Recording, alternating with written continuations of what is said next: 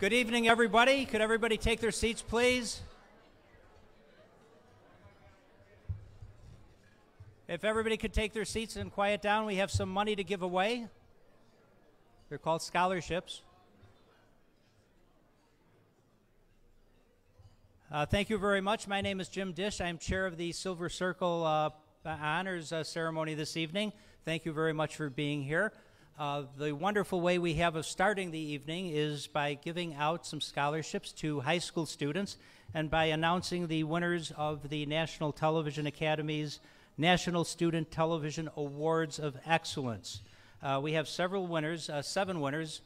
This is all judged on a regional basis, and 2 of our regional winners actually went on and won national awards, being the best in the United States.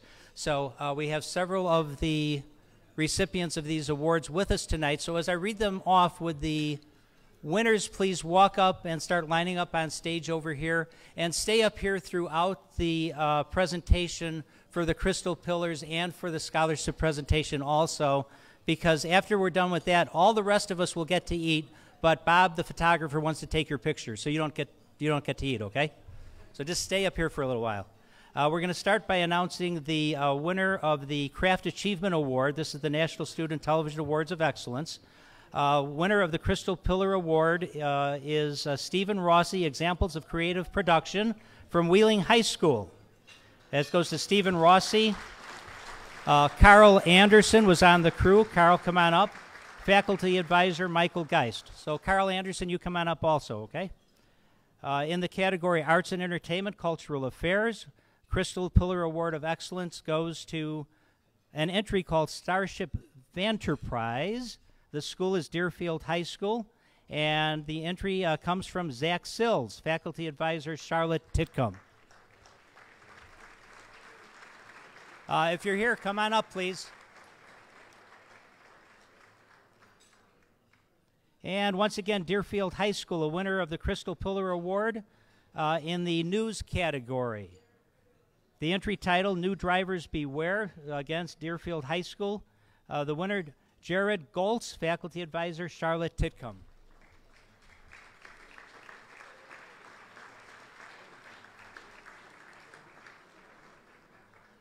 If anybody's here from Deerfield High School, come on up. And the next award is for long-form fiction and nonfiction. And I know we have a number of folks here accepting the Crystal Pillar Award of Excellence. The entry title is Wake Me Up Later. The school is Chicago Vocational Career Academy.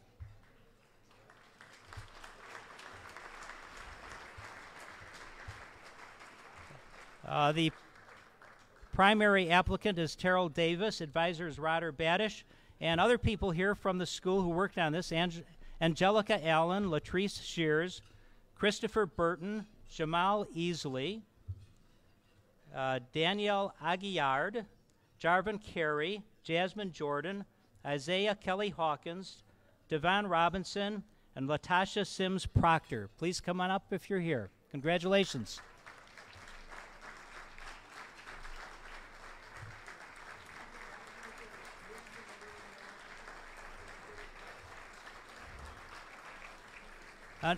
Now, ladies and gentlemen, these are, as I said before, judged on a regional basis. The winners I just announced went on to national competition and came in first nationwide, so an extra round of applause there.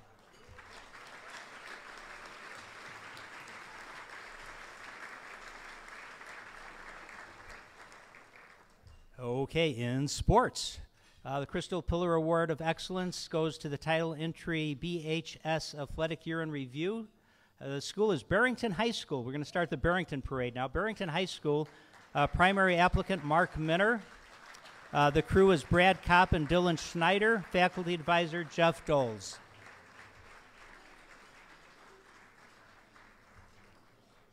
And another Crystal Pillar headed to Barrington High School in the writing category.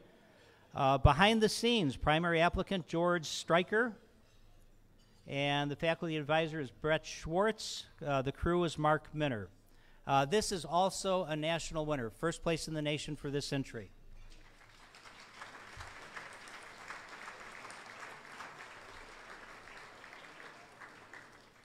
We had 7 regional winners, which is terrific for the Chicago Midwest chapter of the TV Academy. The 7th that I have on the list here is in the category Hubbard Family Public Affairs Community Service Public Service. Crystal Pillar going for the entry Brian's Way, produced at Barrington High School by George Stryker again, faculty advisor Jeff Doles, crew Nicholas Gerger. A round of applause, please.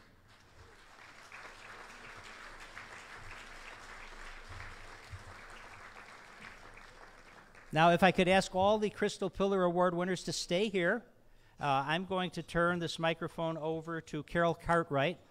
She is the chairperson of the Television Academy's Education and Scholarship Committee, and she has the distinct pleasure of giving out 3 scholarships this evening. Carol Cartwright.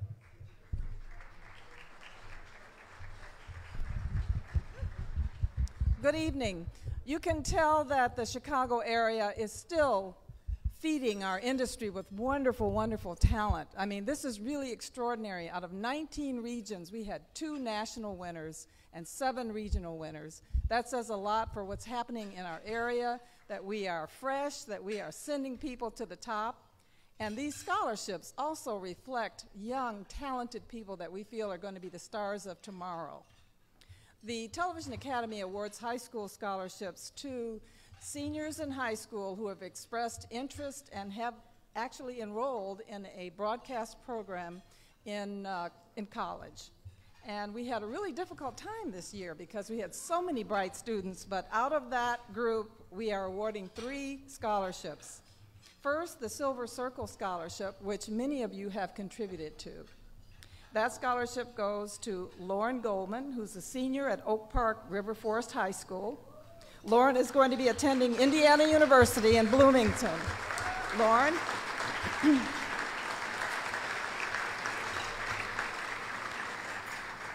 Lauren is really interested in all aspects of television. As a matter of fact, at 12 years old, he had already started his production business. So you see, we're growing him young here. And he's making money even though he can't open a bank account. How do you like that?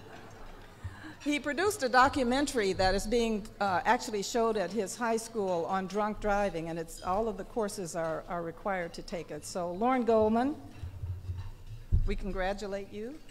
Where are you, Lauren? Give him this, okay. The next 2 winners happen to come from Neuqua Valley High School in Naperville. We have Peter Heald and Brittany Jaden. Peter is a senior at Neuqua Valley, and he's going to be producing dramas and comedies someday. He's going to Biola University, and he is an outstanding young man. The second is Brittany Jadwin, who is also a senior at Neuqua Valley High School in Naperville, and she's going to be one of our next anchor reporters. Both of these awards are going to be accepted by Lisa Trout and John Gelsini, who are the leaders of Neuqua Valley's media department and doing a fantastic job.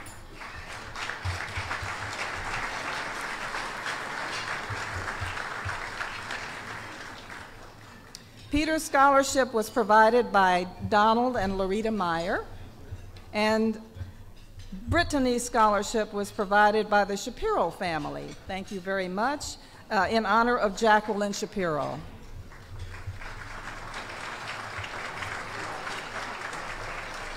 That's it. Thank you very much.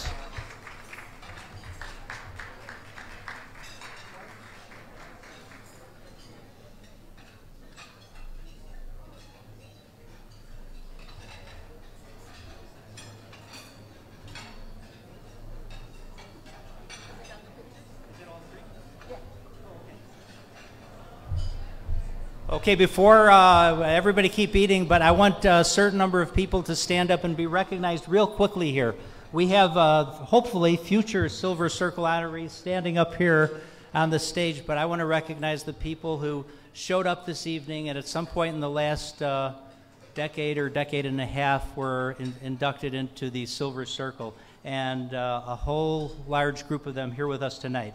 If the following could please stand and then just hold your applause to the end. John Calloway, Thea Flaum, Jack Hackman, Al Hall, Robert Jordan, Rich Coase, Carol Marine, Warner Saunders, Howard Shapiro, Michael Torsha, Jim Tillman, Tom Weinberg, Ron Weiner, Hetty Zussman, and it sounds like I was going in alphabetical order, but I saved Sheldon Cooper for the end because in 1992, Sheldon was the first person ever inducted into the TV Academy's Silver Circle. So a round of applause for our inductees.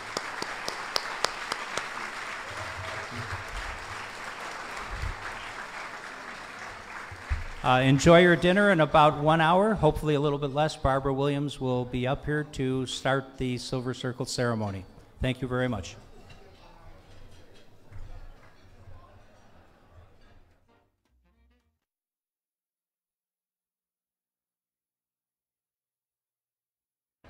Good evening, everyone. Why don't we get this started, as it were?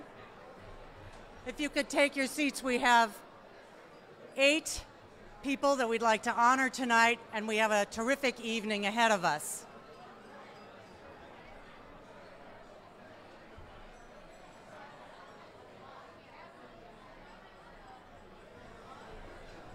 And don't worry, the bar will stay open. We know our industry.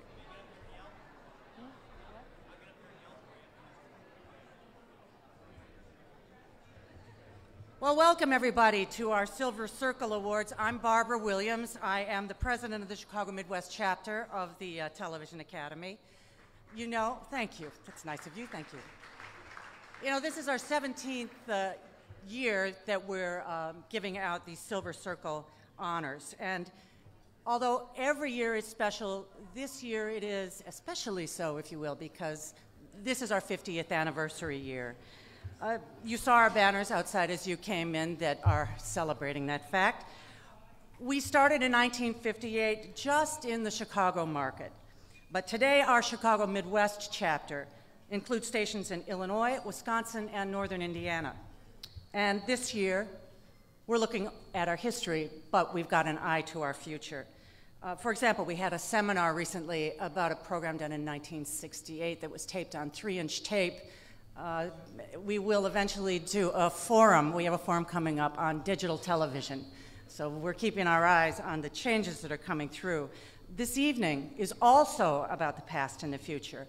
You met, by the way, our award winners, Crystal Pillar winners, and those who will be going to college with scholarships that they've gotten from your generous donations. Let's congratulate them all once again.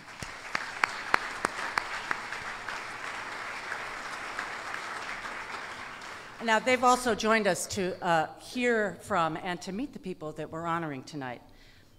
Our Silver Circle inductees are among the very best in the business, the very best. Like many of you here, I've worked with some of them, I've competed with some of them, and I've greatly admired all of them for the work that they've done over their careers. Our hosts this evening are a member of the Silver Circle and his daughter, one of Chicago's next generation of news anchors. Robert Jordan first joined WGN in 1973. In 1978, he went to the CBS News Midwest Bureau, and he covered stories for the CBS Evening News with Walter Cronkite. But he returned to WGN in 1980, where he currently is working as a reporter and weekend anchor. He was inducted into the Silver Circle last year. Joining Bob tonight is his daughter, Karen Jordan. She started her career in Rockford, moved on to Dayton, then Philadelphia, and joined ABC 7 in 2003. Now she's a reporter and weekend anchor, just like her father. Please welcome our hosts for the evening, Bob and Karen Jordan.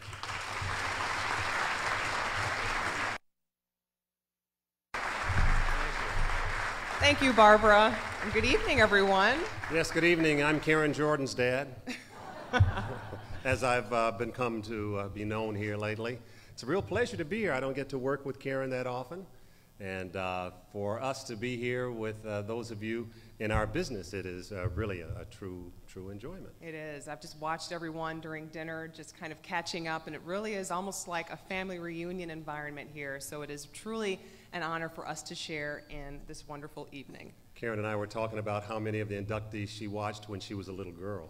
Yeah, exactly, exactly. And she was telling me what a treat it was, for instance, for her to sit down and anchor next to Mr. Majors. Yes, Mr. Ron Majors, and telling Jerry Taft that he actually spoke at my elementary school when I was a little girl. He didn't want to hear it. He just said, no, I don't want to hear it. And of course, watching you. Well, thank you, Karen. Well, tonight, Karen has prohibited me from telling any of my corny jokes, so that's going to really move the evening on quite swiftly. So are you sure about that? I can't? Yes, because we're in the interest of time. We really just want to make sure that everyone gets up here and can bask in the spotlight. Well, I guess I'll have to. As you get older, you have to start listening to your children, because they'll come and visit you in the home and push you into a corner. Push you in a corner and leave you there. So I don't want that to happen. No, never that, never that. We do have to honor the people who blazed the trail before us, and that's exactly what this evening is all about. That's right. And so now to tell you something about what's going to happen this evening, we will honor our peers who have worked in television for at least 25 years or more in the Chicago area. The Silver Circle recognizes our pioneers, our mentors, the people who have set the standards of excellence for our industry. And last year, as you heard Barbara mention, I was honored to be inducted into this august group. Yes, that's quite an honor, and it was wonderful being here to watch you. Thank you. Another round of applause. Definitely. That was the class of 2007, and the class of 2008, we have two highly respected reporters, a visionary broadcast executive, a groundbreaking director, a pair of remote production innovators, an esteemed journalist who also happens to be a revered talent agent and a beloved clown. And there's a joke in there somewhere. I know. I'm not going to tell it. Yeah. There is a joke in there, but you will all know who the clown is for sure. These honorees will join 94 members who have been inducted into the Silver Circle since 1992. The achievements of all of the members of the Silver Circle are based on the past, and they show us the way to the future. And with that in mind, let's again congratulate all of those young members this evening who were here to receive their awards. And before you applaud, I wanted to mention the fact that there is a group from the Chicago Vocational Academy that was trying to get here earlier. They were caught in traffic, could not make it, and Terrell Davis is among them. He's one of the honorees. So would that group please stand so that you can be recognized this evening? Right in the very back.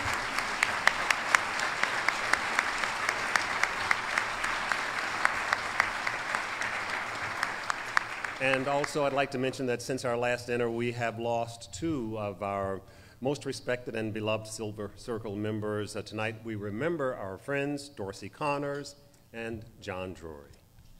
Well, now, let us continue with the program for this evening with the induction of our first honoree, Rich Samuels. Presenting Rich is a longtime colleague and friend who held a variety of positions at NBC5 News and later at CBS 2. Is Dennis Kern.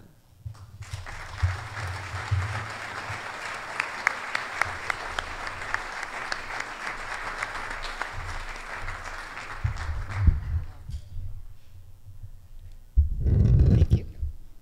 Hello, everybody. There are a few facts about Rich Samuels that you may not know. Fact number one, Rich may be the only PhD working in Chicago television news, or one of the very few. Rich could sign off Dr. Rich Samuels reporting, but he doesn't. Rich earned his doctorate from the University of Chicago. His dissertation was about Italian Renaissance history, the decline of civic humanism after 1500, which Rich points out should not be confused with civic journalism. History. Hang on to that, because we're going to come back to it. Fact number two. During his undergraduate years at Yale, while Rich should have been studying, or at least chatting up his classmate Dick Cheney, Rich was in fact goofing off. He was a reed player with the Yale Thunderbirds. Earlier at New Trier, Rich was 1/5 of a jazz group with the quintessentially understated name the quintet. Music. Rich doesn't simply write stories, he scores them. He has literally written the music for some of the pieces he's done. He orchestrates the soundtracks of the storylines of histories, the crazy, quirky melodies and rhythms and riffs of people in the events that shaped them or were shaped by them. Music and history, these are Rich's twin passions, and arguably the centerpiece of something we're going to call the Rich Samuels Unified Field Theory of News. It will not surprise you, I think, that Rich has developed one. According to Rich's theory, there is only one story, and we're all in it. And tonight, here in this room, I think there's plenty of evidence that is so. I'm very proud and very pleased to introduce my friend and former colleague, Rich Samuels. He has prepared his own tape, and I think you will agree it is quintessentially Rich.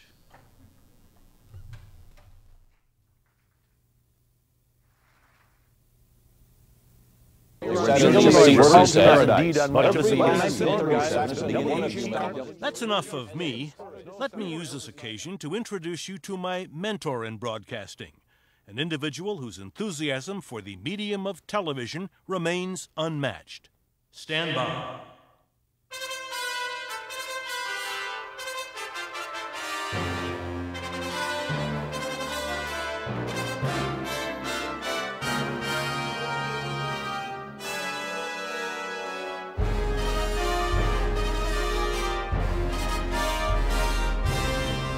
All hail to thee, O great industry.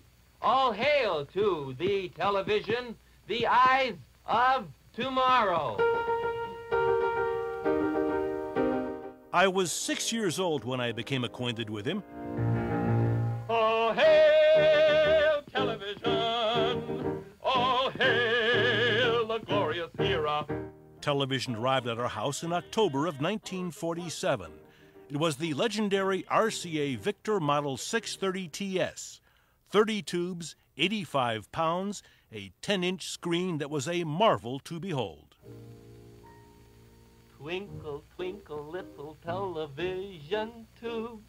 How I wonder what you are and whatever makes you twinkle, twinkle, little television tube with your frim, fram, frams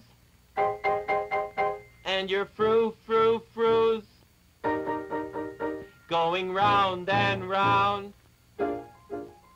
going up and down. Friends, this is a television camera. This is called panning.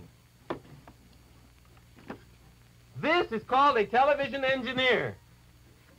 This is called the... Kukla, you have to show this. This is called the zoom-R lens. A special lens which has enabled you to go in and out of the picture very stuck. Rusted. Very quickly. Just... Yeah. It's broken now.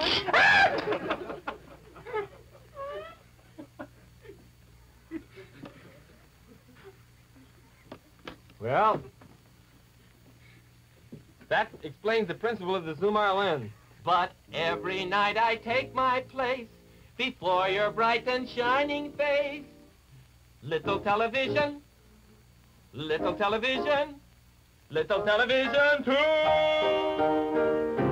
Governor, can you comment on the campaign's legal fees? Right, Governor. Hey, we're done. We're done. Thank you. Governor, Thank you. can you comment on the legal fees your campaign is Thank you paying? very much. Governor, We are done with questions. Governor, could you just comment on the amount of funds, legal funds paid? Governor, the expungement of the record of Chandra Gill. Can you tell us about that? Though the cynic said it wasn't here to stay, ha! To begin, it would cost more than we could pay. Oh, I should point out that my son and I had the good fortune to meet my mentor back in 1980, a day neither of us will forget. Now let's let him and his friends complete this presentation. Oh, hail television! The eyes, the eyes, the eyes of tomorrow!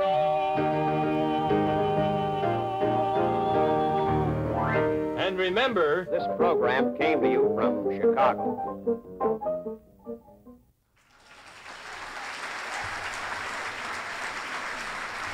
Ladies and gentlemen, Rich Samuels.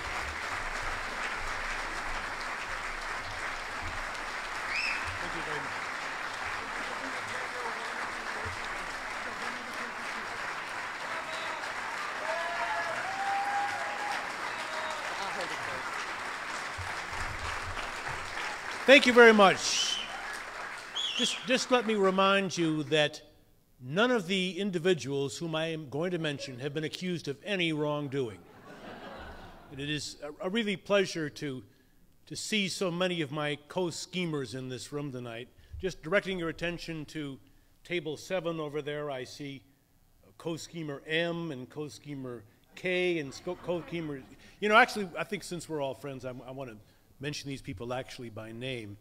Some people whom I have known since the very first day I entered this business back in July of 1973. Paul Nagaro, who worked with me at Channel 5, his wife Anna Vassar, who arrived there sometime later, Carol Marine, Don Mosley, Tom Siegel, all the other people in the room with whom I've worked at Channel 5, Vijay McAleer, who was with me both at Channel 5 and at Channel 11.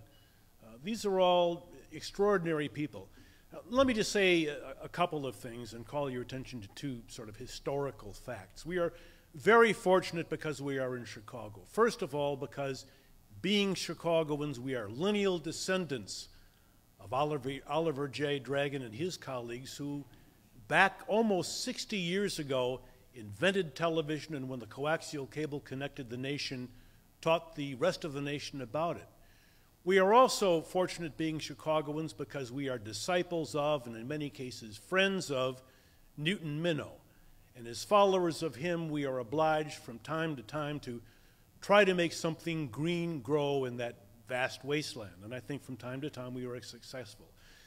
These are now very challenging times economically, but the technology is changing also, that I think is going to open up wondrous new modes of communication as the convergence continues for those of us who continue to practice this art. So as we go forward, not only tonight, but in the future, may that sort of great spirit of enthusiasm that was shared by Oliver J. Dragon animate us as well. Thank you very much and have a good evening.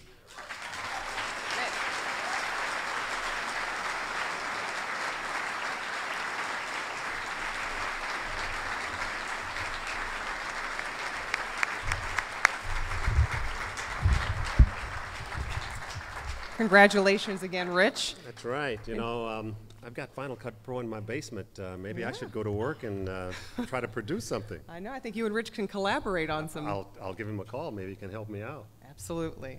Well, moving on along, our next honoree is Cheryl Stutzke.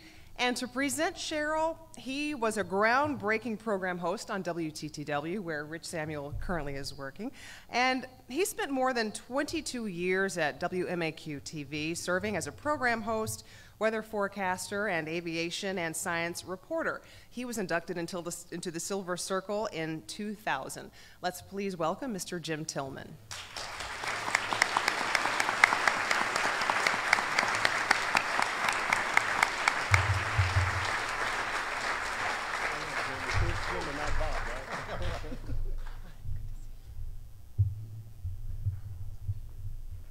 I walked up to him tonight and I said, "Are you Jim Tillman?"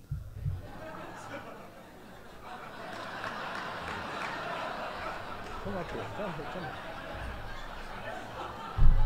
You know, we've never been seen together at this. We're kind of like Clark Kent and Superman. Right. This is going to ruin a whole lot of people I know. who confuse us all the time. I know. See, I don't mind as long as somebody shares your check with me. Oh, no. But it's an honor. Jim told me, said that someone walked up to him not long ago and said, "We really like your daughter on television." And I told him just 2 days ago, someone said, "Are you still flying?" I said, "No, I'm not." Thank you, Bob. You know, I never thought I'd have an honor like this. When I came into the television business, I came in as a novice, a throttle-bending airline pilot. And I was fascinated with everything I saw. And there were certain things about it that really got me going. I'll start with 5, 4, 3, 2, during which time I managed to tense up for each one of those numbers until I met our honoree tonight. I discovered very quickly in my career that every time I was associated with anything called television, whether I was sitting in an audience and part of something like this, or whether I was actually on the air and I was delivering something, and I saw a headset on Cheryl, I knew it was going to be okay. I knew that because she had the poise, the diplomacy, the control, and everything it took to make it work. I didn't know at that time that many years prior to then, she had just watched some of the kind of television you saw earlier just a few minutes ago, got turned on about it, told their teachers about it and their advisors about it, who looked at her like, well, you know, you can always be a secretary or maybe a teacher. Well, that's kind of a comic era. Cheryl never had any desire to do all those things. You see, Cheryl came up in a different kind of environment. I have someone here tonight I want to honor as we honor Cheryl. Cheryl's mom is here. Cheryl, would you please stand?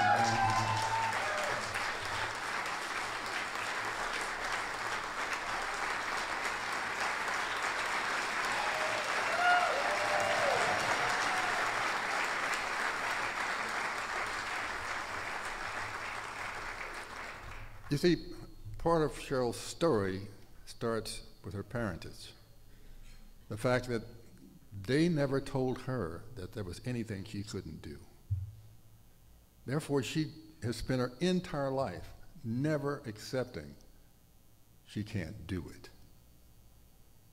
Not only did she prove she could do it, she proved she could do it better. And you see, all those challenges of growing up and not really having any relationship with things she couldn't do made it possible for her to not wait for opportunity, but to create opportunity. She literally created her own career. She literally made it impossible for the people who were making decisions to look beyond her. So that if they needed staff and they couldn't afford staff, they got Cheryl.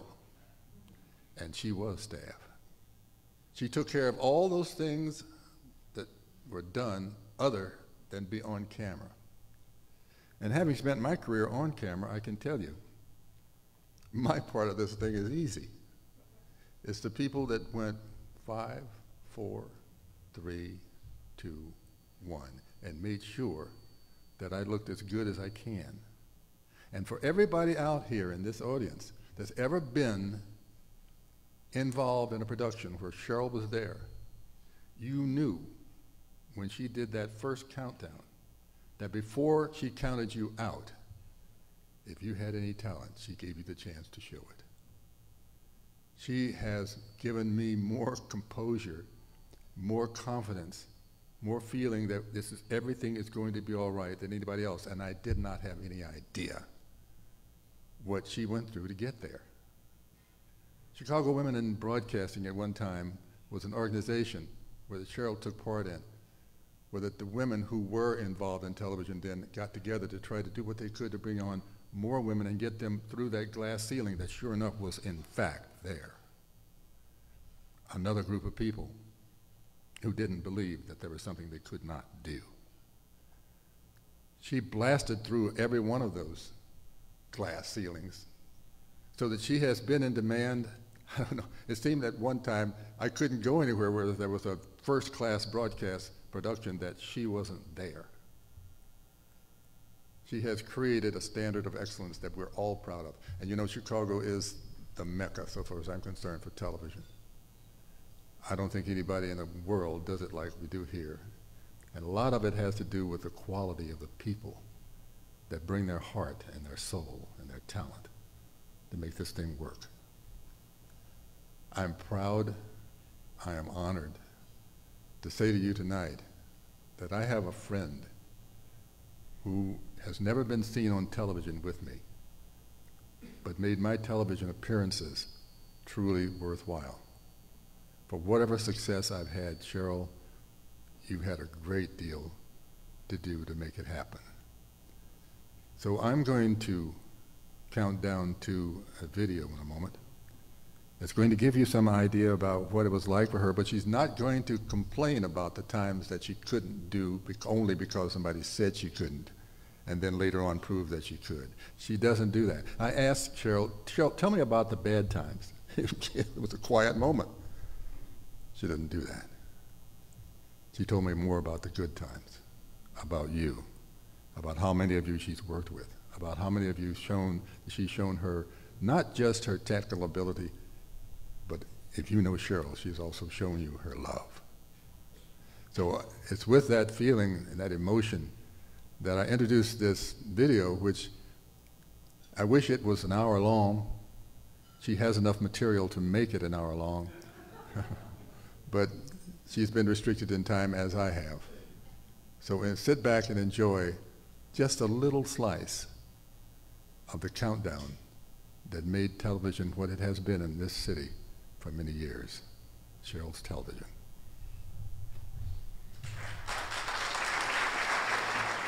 In 1946, there were 17,000 TV sets at American homes. 3 years later, when Cheryl's parents purchased their Air King TV from Sears, Americans were taking home over 250,000 TV sets a month. Say, kids, what time is it? Okay, gang, let's go! And what an impact it had on their daughter, Cheryl. It brought the world into her living room. Yes, sirree, Bob, you're darn tootin'. Annie Oakley.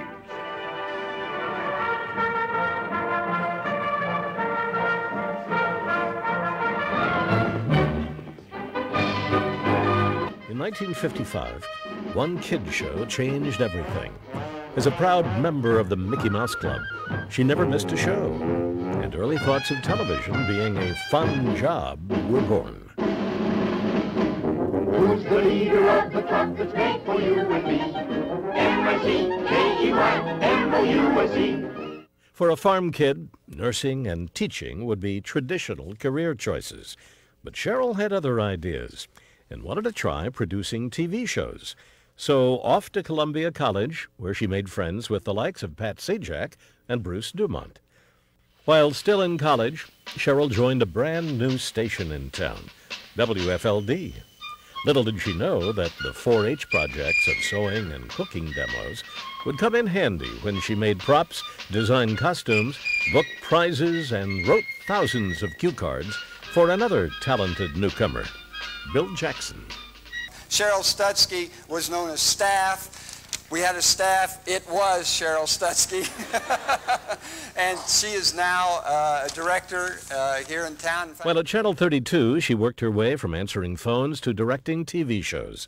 It was time to make a change, and Channel 2 had a freelance opening. Working for Channel 2, 5, and 7 gave her a chance to work with many Chicago greats. How do you do, ladies and gentlemen? I'm Fahey Flynn, and here's what's happening. When a stage managing position finally opened at Channel 2, she took it. During the next 27 years as a stage manager, associate director, and director, she's worked with giants in the industry.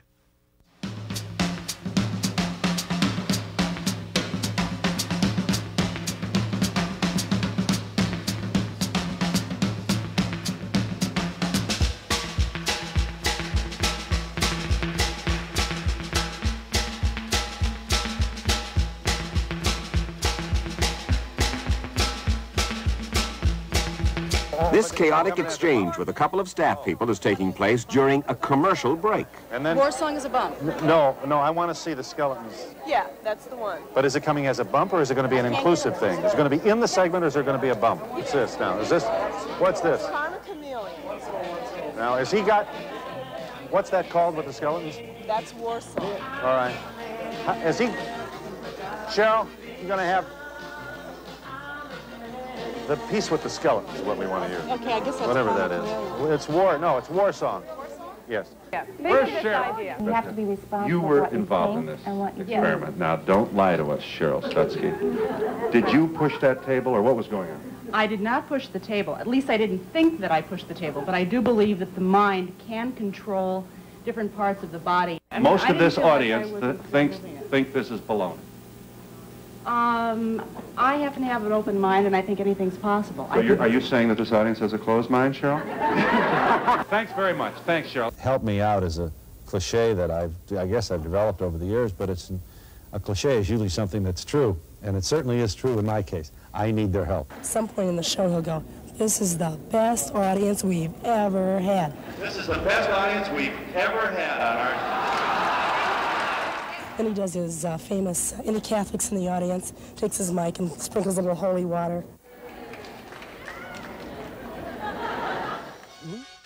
The news operations of every Chicago TV station became a major source of bragging rights. And these were heady times for the #1 rated newsroom in town. Out in space, between the planets Uranus and Jupiter, is an object maybe 300 miles in diameter. It's too small And what a joy to be a it planet, was too working big with such to be a moon. amazing He doesn't professionals. know what to call it, but there it is.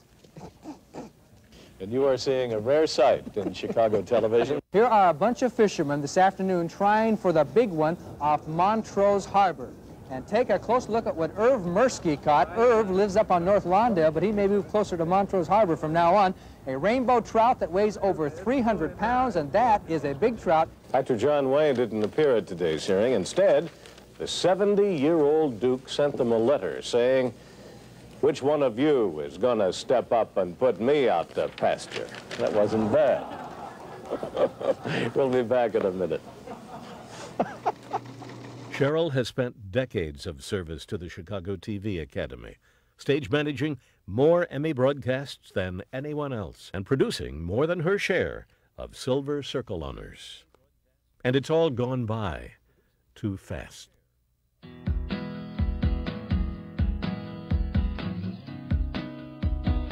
You overcame something that was very difficult for you in your life. Tell us about it. Booze. I want to be partying all night long. Good morning. I'm Lee Phillip, and this is a special edition of our program commemorating the 25th anniversary of the first Nixon-Kennedy debate, which took place right here at WBBM Television. Hi, I'm Don Craig. And I'm Robin Robinson, and we're going to begin this week's show with a look at one of daytime TV's hottest soap operas. Hi, I'm Alon. And I'm Rose. I'm Lonnie. And I'm Celine. And we're all here to tell you about Kid Fitness. The Last Ditka Show. Let's bring up Mike Ditka. It's time for the 1993 Chicago Park District Air and Water Show. Roll back the ragtop. It's Sunday. Hello, everybody. We got a whole lot cooking this morning on Sunday like we do every Sunday around here. As a matter of fact, today, though, we're going to munge at Maggiano.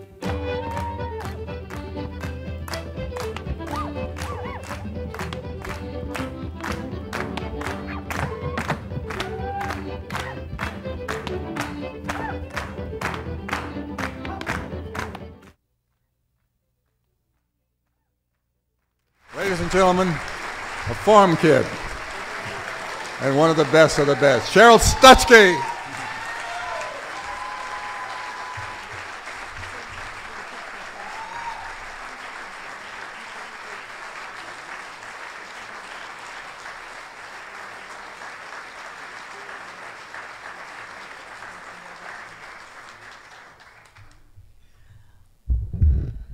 Thank you very much.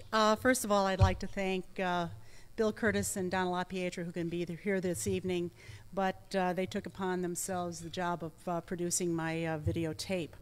I'd also like to thank the Silver Circle Selection Committee for choosing me to join this absolutely unbelievable group of broadcasting professionals. I know I've been involved behind the scenes for years in Silver Circle and never thought I'd be one of the recipients. Thank you also to the Chicago chapter of NATAS for this absolutely wonderful evening. You know, television for most of us is like family. It comes into our homes. We take it as family. We feel like we know everyone who's there on the television set. But for me, I got to work behind the scenes and I got to meet these people. And they're absolutely fabulous people. So many of them have become my family of friends at work. And for those of us that work in the industry, we spend a lot of time with those people.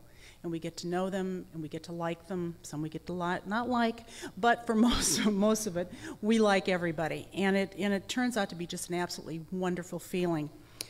And I also have my family of friends. A lot of them are also in the industry. Some of us went to grade school together. Some of us went to high school together. Some of us went to college together. And we've continued to work in the business, and we've always kept in touch with each other. We've vacationed together. We've had fun together, and they're really my lifeline, because without those friends who are in the industry and out of the industry, what I am today couldn't have happened. Also, there's my family, and they made the most sacrifice. I can't tell you the number of times that different family functions had to be changed because of my schedule. I always tell my students at Columbia College that the only 9-to-5 job I ever had was 9 at night to 5 in the morning, and that's true. I think they've made the most sacrifice, and I'd like to publicly thank them for being there for me. I'm not used to doing this here kind of thing. I'm usually behind the scenes doing it. My career has been a great ride, and I'm amazed by the absolutely wonderful, famous people that I've met. Everybody that I ever grew up watching on TV, I've actually had a chance to meet. And there's only a handful of those that I haven't. And I know someday I will, because I'm still kind of working in the business. From the tape that you saw, you found out that television had a really early influence on me. It was my window to the world before Channel 11, you know, took that little window to the world thing and made it popular. You know, I watched the first Telstar transmission. I watched Man Land on the Moon. I watched just absolutely fabulous things on television. I just sucked it all in. I loved it, and I wanted to be part of that. But I do have to tell you a story that I'll leave you with. And this is a true story about how television can influence kids. And I was at a Sunday school picnic when I was about 5 or 6 years old. And our pastor was friends of the family. And because I was always the outgoing one, I was always dancing or singing or doing something, they asked me to get up and sing a song. So I thought, sure, I can do that. So I got up on the picnic table, and all of the congregation is around us, and I sang, and I will try to do my best now doing it. What do you have? Pabst Blue Ribbon. What do you have? Pabst Blue Ribbon. What do you have? Pabst Blue Ribbon. Pabst Blue Ribbon. Beer.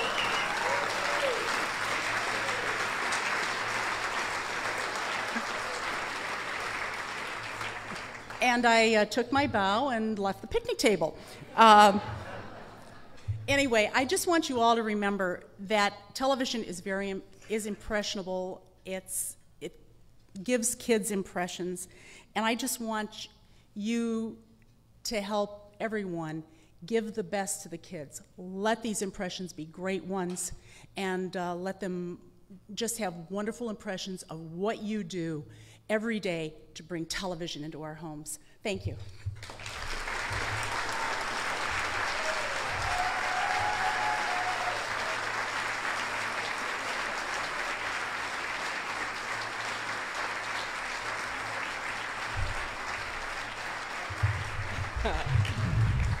Congratulations, Cheryl. Let's see who knows this one. PB Army, Oh, there you go, ASAP, okay. Karen, you're forgetting the demographics in this room, okay? Our next Silver Circle honor goes to Neal Sabin. And Neal is being presented with this honor by the president of Weigel Broadcasting. Please let's welcome Norman Shapiro.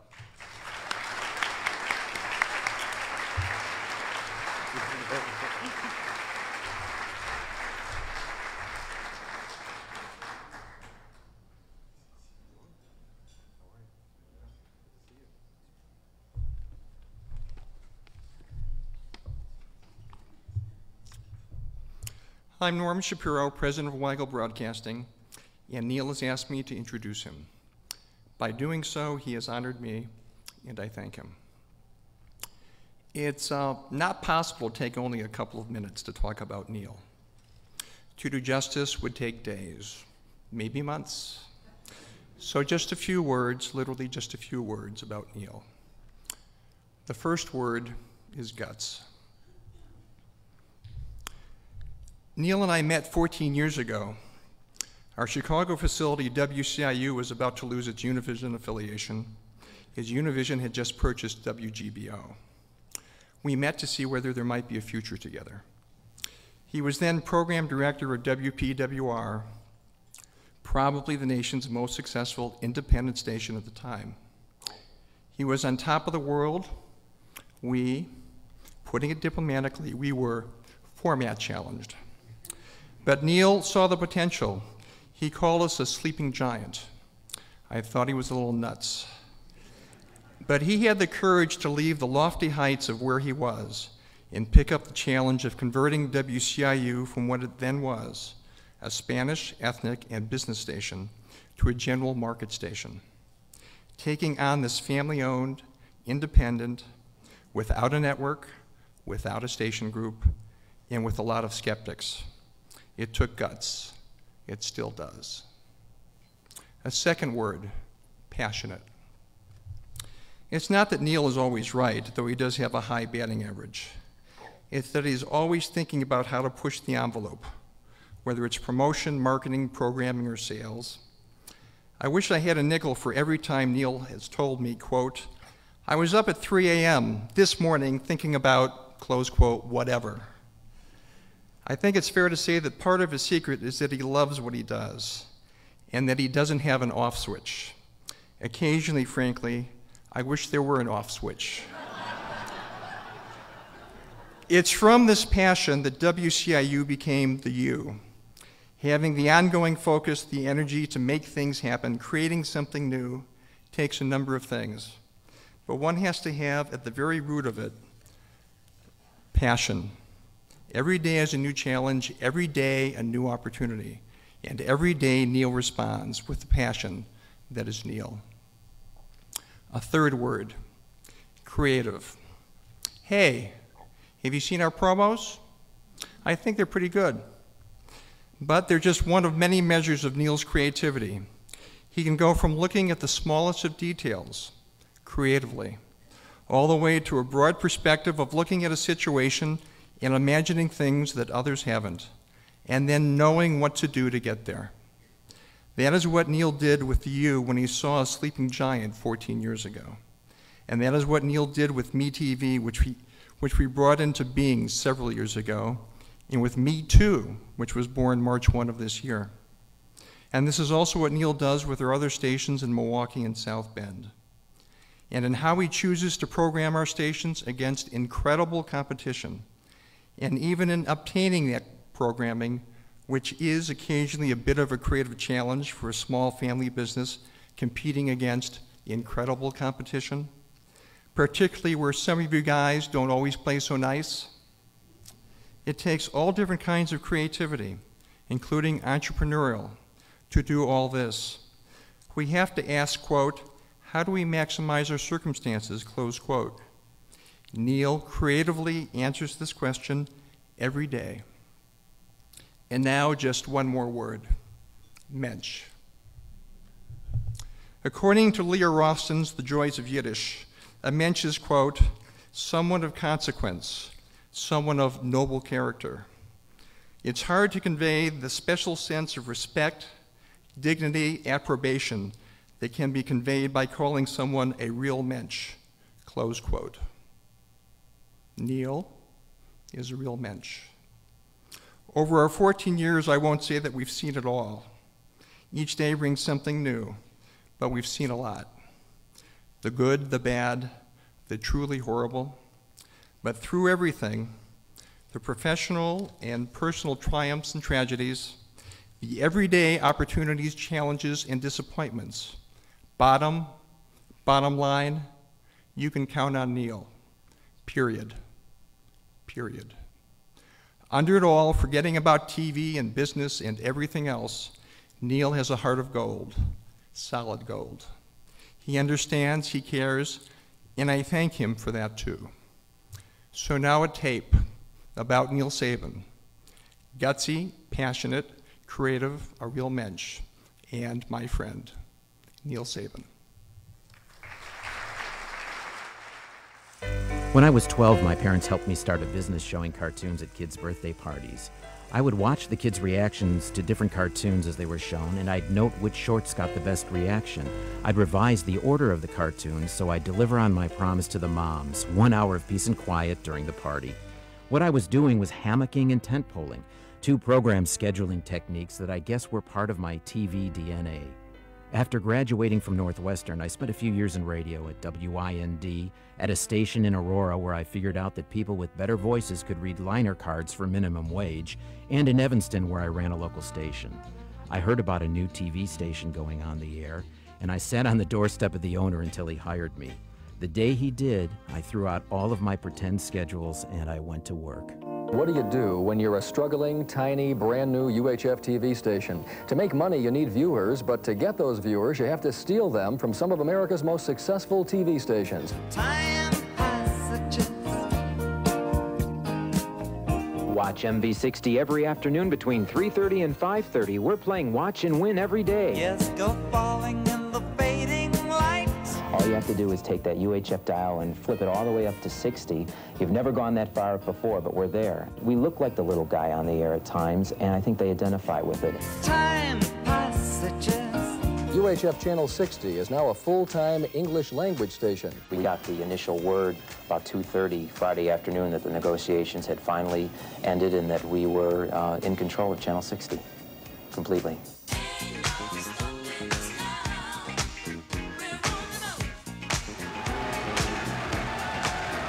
Listen, there's a guy here from Chicago. You've lost market number 2. He's not going to run the show because of what you just did on there. He's right here. He's a program director of a television station that carries this show. He's not going to do what? Neal Sabin. We run the show in Chicago on WPWR Channel 50, and I don't think I can run this particular episode of the Morton Downey Jr. Show because You deserve our big...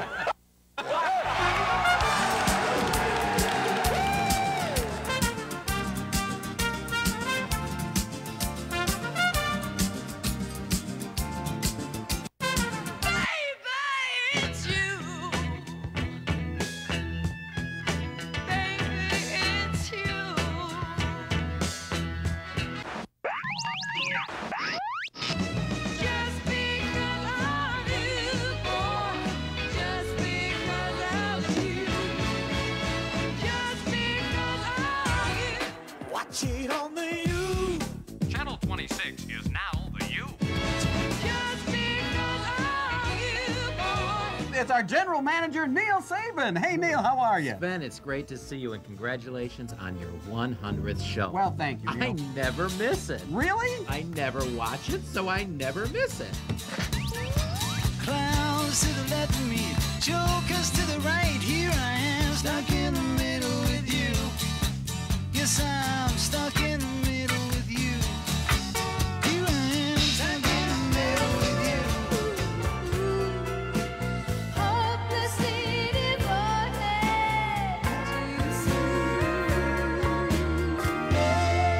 Success, success, success.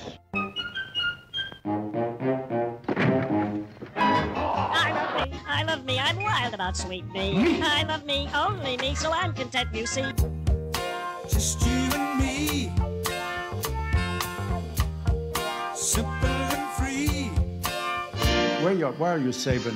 One little last kudo to him. The humanism of this guy is proven to me today. I have eye drops that I put in my eyes every day. On the plane, one of my eye drops leaked. I said to Sabin, I said, where can I get these eye drops? He found an eye doctor, a druggist. I don't know what he did. He got in a car and went out with all of this that he had to do today. I don't know. This is why he is an extraordinarily good human being. What I'm saying, don't think you can ask him for anything, but if any of you lose your eye drops, he's your man. Yes? Knock, knock. Who's there? Me. Me who? Me too. There's too much classic TV for me. Me too. Take your passion Me too. and make it happen.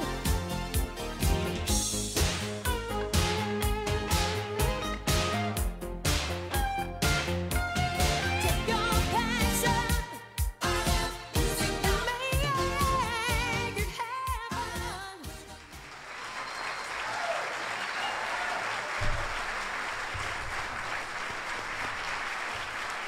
Neal Sabin.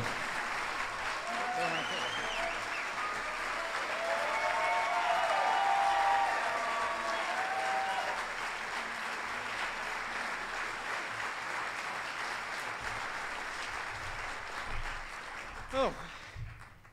Before I get started, eye drops. Anybody need eye drops? Still have them in the suit.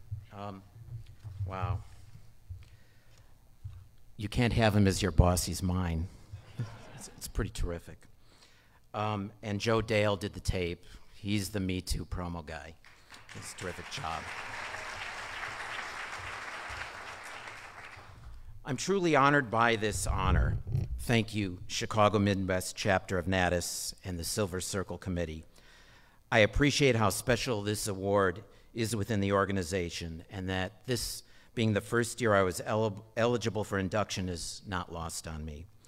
When our station manager, Fred Weintraub, informed me of this honor, I was, of course, very happy. But my real happiness today is that both my parents and Howard Shapiro could be here to share my joy. For in their special ways, they've been fundamental in my success. First, my parents, Art and Sandy Sabin, could write a book on how to identify a child's interests and provide support. My father suggested that I could splice my cartoons together on big reels and show them for kids' birthday parties. He and my mother didn't realize how successful this little idea would be, and since I was only about 11 or 12 when I started, guess who had to do all the driving over the weekends? My dad was also a corporate attorney, and as he traveled around the country putting out fires for his boss, he would pick up TV guides so that I could study program schedules from other markets and create pretend schedules of my own. The introduction of the home VCR came along just as I was finishing up at Northwestern and had finished off my film business. I guess that was my first brush with technology changing how I do business. Anyway, thanks, Mom and Dad. You did really good.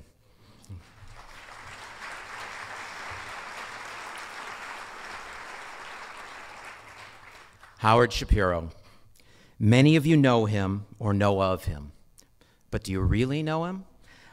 Howard, I promise not to tell too many secrets about you, just a few. First, he's really funny. He knows hundreds of jokes. One or two are even suitable for mixed company. Secondly, he has one of the biggest hearts that complements a whole lot of smarts.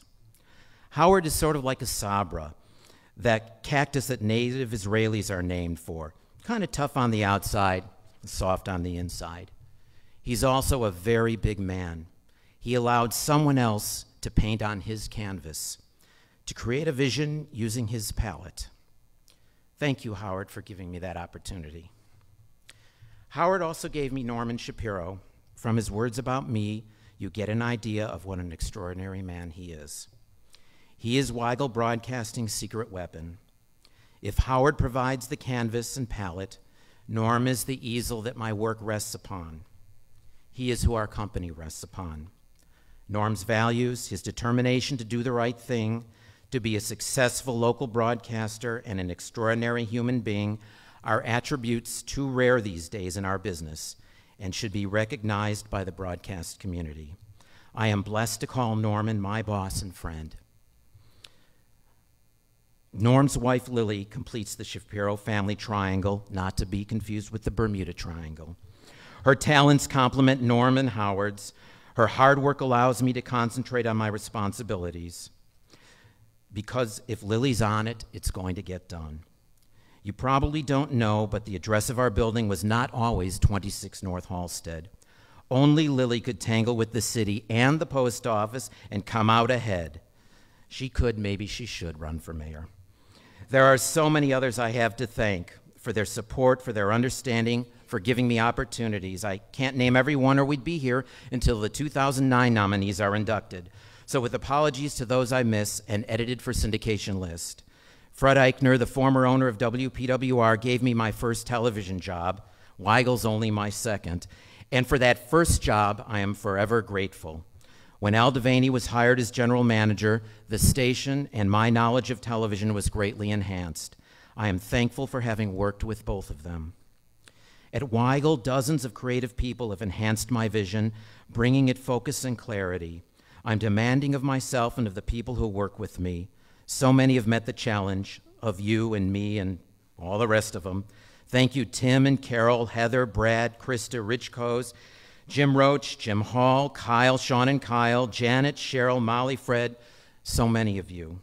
And my family, including my sister Karen, who thankfully did not accept the chairmanship of Turn Off the TV Week in Wilmette, but almost did.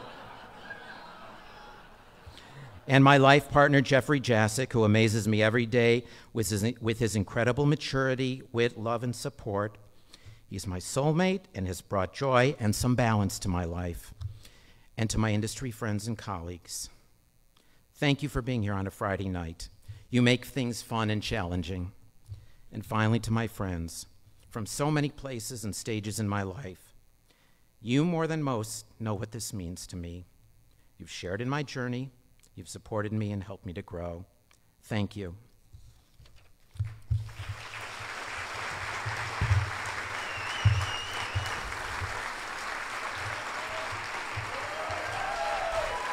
And remember, 25 years later, we're still playing Watch and Win every day.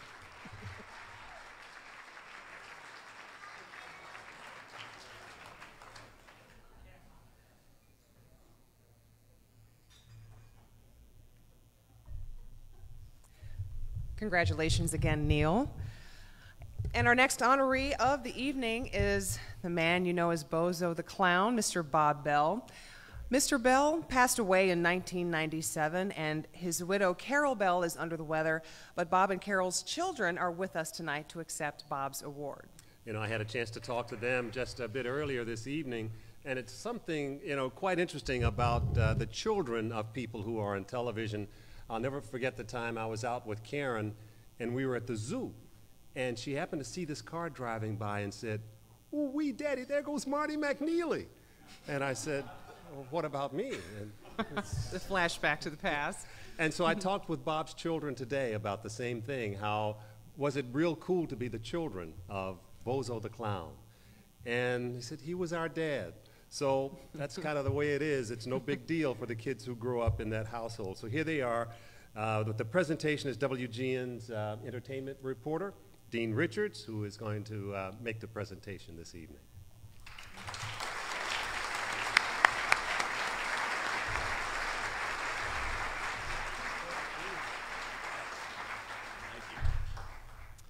Thanks so much. I don't know if you know, this room is where they do the casting call for America's Next Top Model. So for the past 3 years, the last time I've been in this room is to see 300 freakish divas. So it's a real pleasure to see all of you normal people here tonight.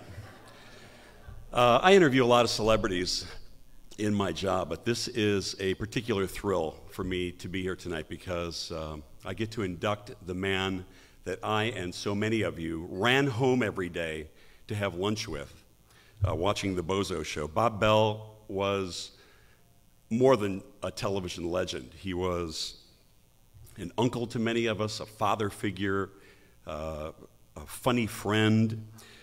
During his last few years before his passing in 1997, I had the privilege to interview him and get to know him and his amazing family who is here tonight.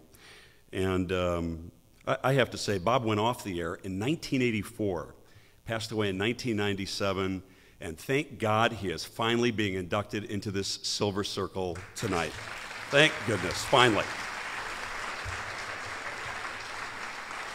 Bob broke into television in 1950 in Indianapolis, and his flair for comedic character acting began to develop just a few years later when he worked in Ohio with the writer, director, producer Don Sandberg, and also another eventual Chicago television legend. Take a look. We were in Cincinnati, and I was doing a radio program, and he was doing some announcing, and we fell into a program in the morning nobody wanted to do. And we had a singer and a band, and Bob did some funny skits, and he was 5 people, 10, you know, he'd do costume changes 15 a minute. It'd be 15 different people, and good at all of them. We put these hour shows together, and he'd do 5 different things. He had his favorite characters, which we did once a week, like Max the Chef. From that to a movie director, incidentally called Rodney Dangerfield. He was the undertaker, he was the film librarian. In 1956, the trio moved to WGN Chicago, where they start on a series of short-lived variety shows.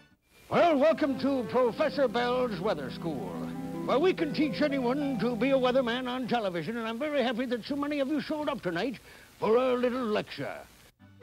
Bob also doubled as a staff announcer, and from 1959 to 68, he hosted the Three Stooges weekday afternoon showcase as Andy Starr, the elderly custodian of the Odeon Theater. But it was in 1960 when WGN asked him to portray the character that would make him a Chicago television legend. Chicago's Bozo debuted June 20th, 1960, starring Bob Bell on a live half-hour Bozo show, weekdays at noon, performing comedy sketches and introducing cartoons. On September 11, 1961, the show was relaunched as Bozo Circus and expanded to an hour with additional cast members, a 13-piece orchestra, circus acts, games, and prizes, all before a 200-plus member studio audience. Bob was tremendous. He was a tremendous talent, and I could tell right away that with him in the show, it was going to be a big success. Bozo's Circus is on the air.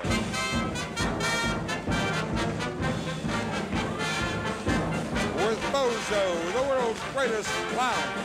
Cast members during Bob's long run included Ray Rayner, Don Sandberg, Bob Trendler, Ned Locke, Roy Brown, Marshall Brodeen, and Fraser Thomas. But this show was centered around one man. Who's your favorite clown? Hey, that's me! All right, are you ready? A 1 and a 2 and... The show and Bob's portrayal achieved a popularity and success unlike any locally produced children's show in the history of television. I got these 24 eggs in here. Yeah. And I'm going to take them to cook them. Have an egg souffle. Let me see, Get huh? Hey, those are really eggs, all right. And they're real eggs, They're too. fresh, too, boy. You can smell the farm still on them. So I'll see you. I have done a lot of theater, and I've worked with a lot of actors. I consider Bob Bell one of the finest comedy actors I've ever worked with. We did everything you can think of in vaudeville, old burlesque bits, slapstick out of the movies. Every one you could think of, we did and oriented it toward the Bozo show. And of course, the key was Bob Bell. The waiting list for tickets to see the show was as long as 10 years. Kids loved the show, but Bob's improvisational skills on live TV, the double entendres, and Jackie Gleason-like mannerisms also attracted a huge adult following. The stone told me. The stone. I get little signals from the stone. People think I don't understand. I think you're about half stunned myself. How would you like to see a few feats of prestidigitation? You better not show them around here. I got my mother's picture in my pocket. Oh, wait! You must hold that for just a few seconds. Wizzo's purse of Arabia. Now I know what I always suspected.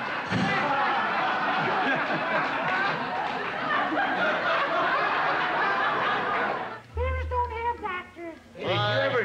ever think about getting a booking on the Donahue show? I never saw anybody so freaky looking. Hey, man. Someone's been sleeping in my bed. Well, don't look at me. Bozo's Circus began airing nationally on cable and on satellite in 1978. 2 years later, it was renamed The Bozo Show and moved to weekday mornings on tape. In 1984, with the show still #1 on its time slot, Bob ended his 24-year run as Bozo, and the Chicago Television Academy honored him with their prestigious Governor's Award. 2 years later, he was greeted with a lengthy standing ovation during a guest appearance on the Bozo 25th Anniversary Special. His final public appearance took place in 1996 when he became the first portrayer of Bozo to be inducted into the International Clown Hall of Fame. Bob passed away on December 8, 1997. A few months later, Addison Street near the WGN TV studios was named Bob Bell Way. Today, Bob's influence can be found in the voice of one of The Simpsons TV series' most popular characters, Krusty the Clown, portrayed by Chicago area native Dan Castellaneta. I based it on the Bozo the Clown that we had in Chicago.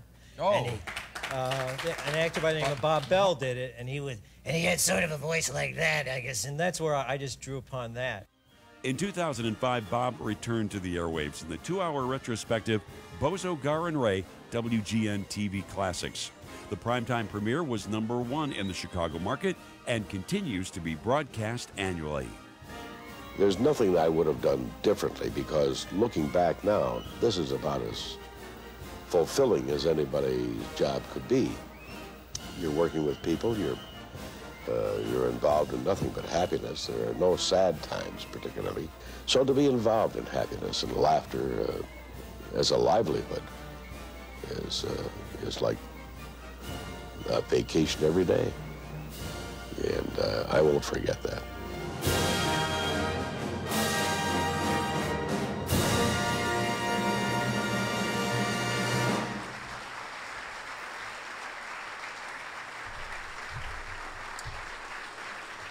Just a couple of acknowledgement. That great piece was put together by George Pappas, who's the executive producer of our Bozo, Gar and Ray special. He did a fantastic job on that.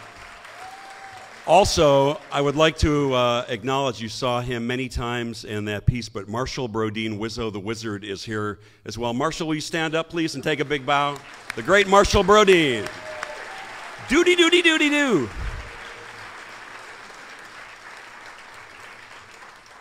It is my pleasure to present the Silver Circle to the late, great Bob Bell, and accepting the award tonight are his daughter, Joan, and also his sons, Jeff, Doug, and Craig. The Bells, please come up.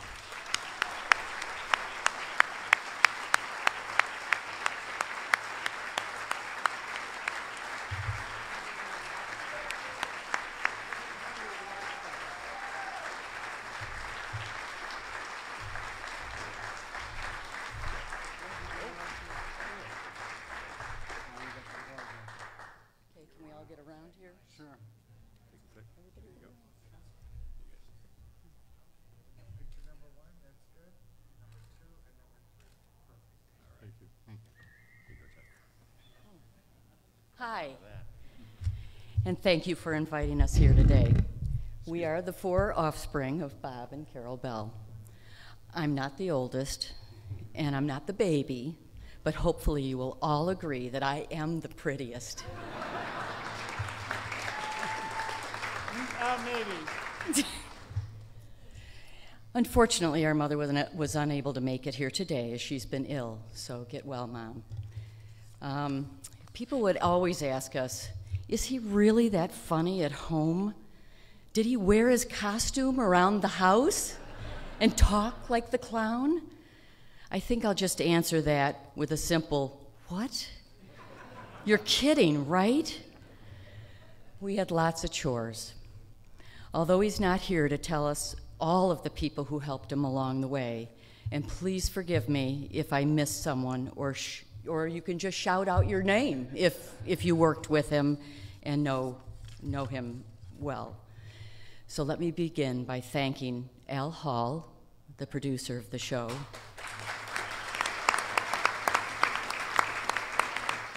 Of course, the none other than Marshall Wizzo Brodeen. Others who could not be here tonight, like Roy Brown, Don Sandberg, Ray Rayner, Bob Trendler, Ned Locke, Fraser Thomas, and all of his other fellow clowns throughout all the years. Thank you also to Robert Feeder for all his wonderful articles, Ward Quall, well, of course, Wally Phillips, who you saw came to Chicago with him, Sheldon Cooper, Ron Weiner, and even Dan Castanoletta. Anyway, last but certainly not least, a big thank you to Dean for his endless uplifting commentary, and to George Pappas, whom I'm sure is a sibling of ours, because he really does know more about my dad than all of us put together. It's unbelievable. You loved my dad. We loved our dad. But most of all, he truly adored and loved each and every one of you. It's always been his wish, and we would like to ask you all to help us to make laughter a part of your everyday life. Thank you so much for having us here.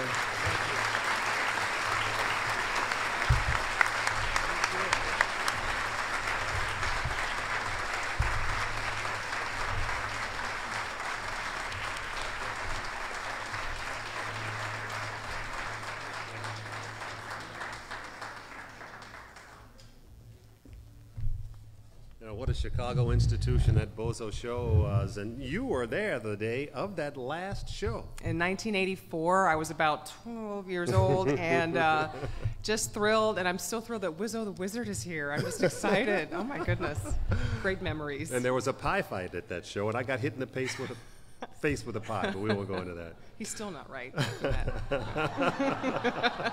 That explains it, huh? Our next honorees are Gary Meagher and Jack Walsh. And to present Gary and Jack, Gary and Jack, we are joined by Trio Video's Director of Production and Administration. Please welcome Keith O'Brien.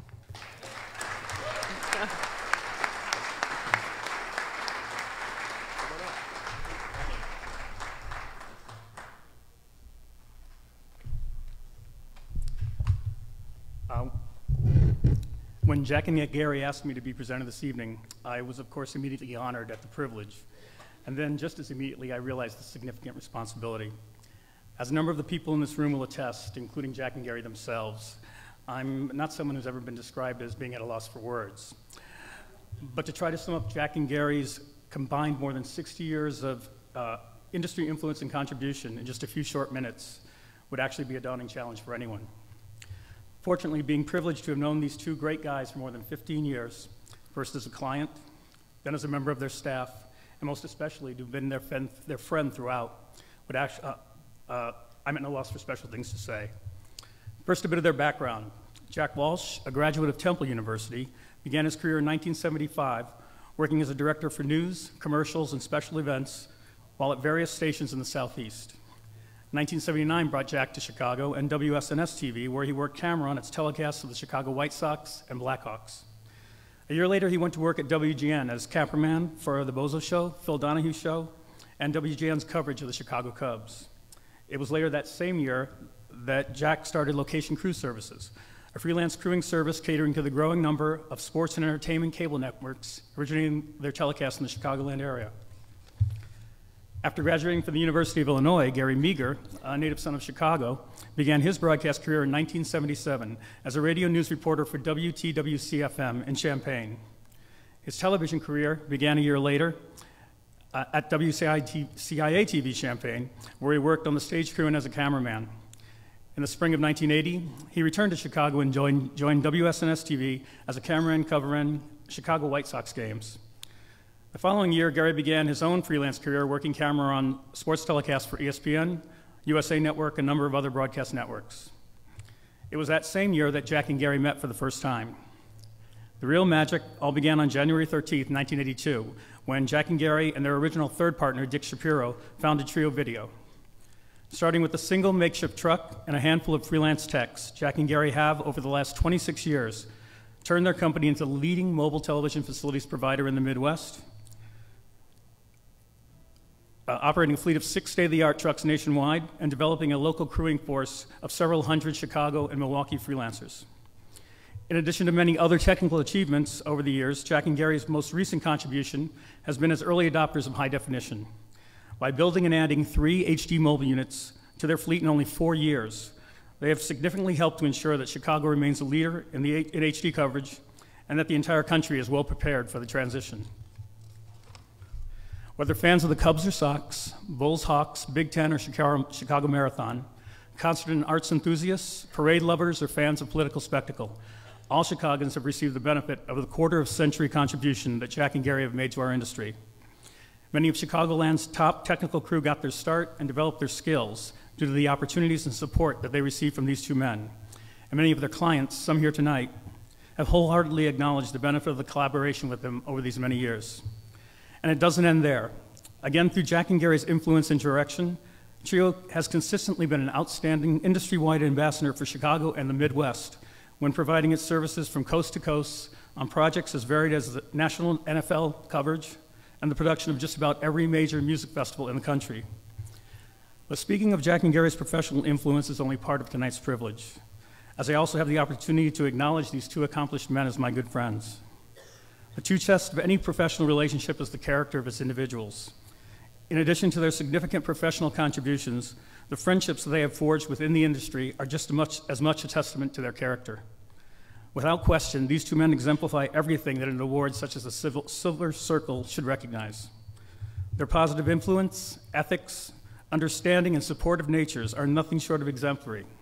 And to count them as my good friends is my privilege, as it is of many others here tonight, including these two good friends that wanted to be a part of this special evening.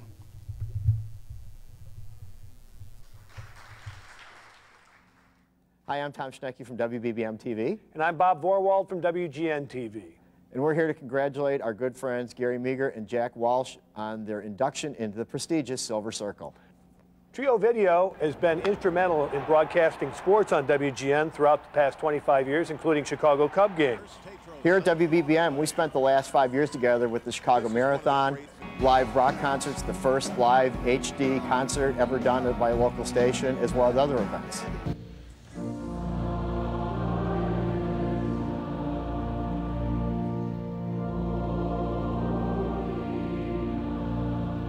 Throw in the Chicago White Sox, the Chicago Bulls,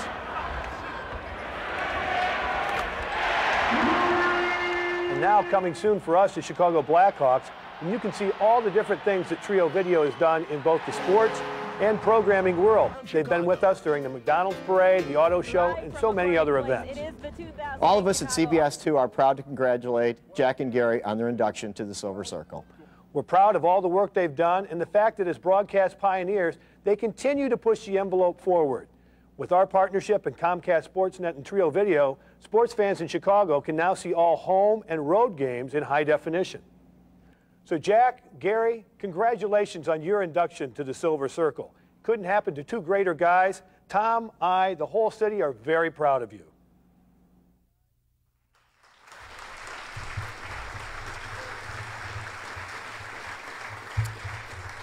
A special thank you from all of Trio to Bob, who is joining us this evening, and Tom, who is absent tonight only because at this very moment he's escorting his dad to another Silver Circle, his father's 61st high school reunion. So now on behalf of myself, their many associates and friends, and their wives Annette and Diane, who are here with them this evening, ladies and gentlemen, Jack Walsh and Gary Meagher.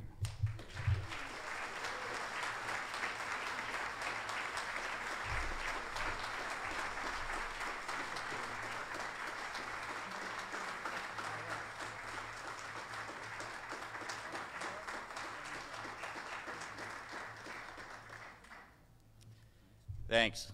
Thanks, Bob. I owe you now. To be honest, Gary and I aren't much for these kind of things. But now we're up here, it's kind of cool. I don't need your notes, Keith. When we started 26 years ago, most people didn't think we'd last a year, ourselves included. I've gotten more emotional as I've gotten older, and I don't. It's okay. You know, we have one long-term employee who always says to me, you know, if you didn't keep putting money in those TV trucks, you could own one hell of a beef stand chain in Chicago. And he's right. I don't think I'd be good at the fries. But this honor really belongs to our employees, because without them, and all the freelancers who worked for us all this time, without them, we wouldn't be here. When we first started, our equipment was horrible. It was our people who got us where we are. Our equipment eventually caught up to our people, but it's still, today, our people who make the difference. I need to thank we both need to thank all the TV stations, cable networks, you know, politicians, religious people, anyone who needed anything on TV, for putting their faith in their shows in our hands so that we could bring their visions to the people at home. I've also been blessed with a great partner.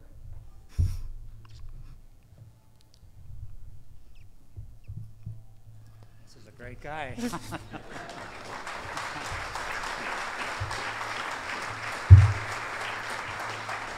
He's a great business partner, a great friend, a brother, really.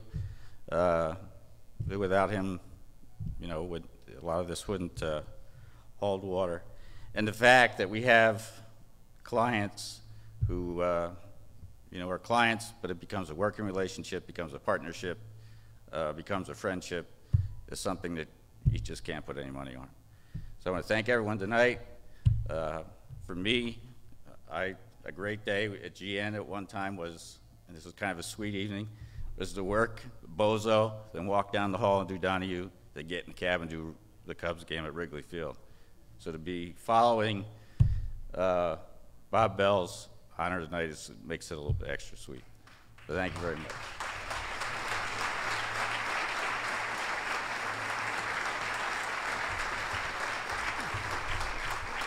I can't add to that. He's always been a better public speaker, and I just want to say it really is an honor, and we are very thankful for it. And there's lots of people behind the scenes who would appreciate this award, and they deserve it. So thank you all for voting us in. Thank you.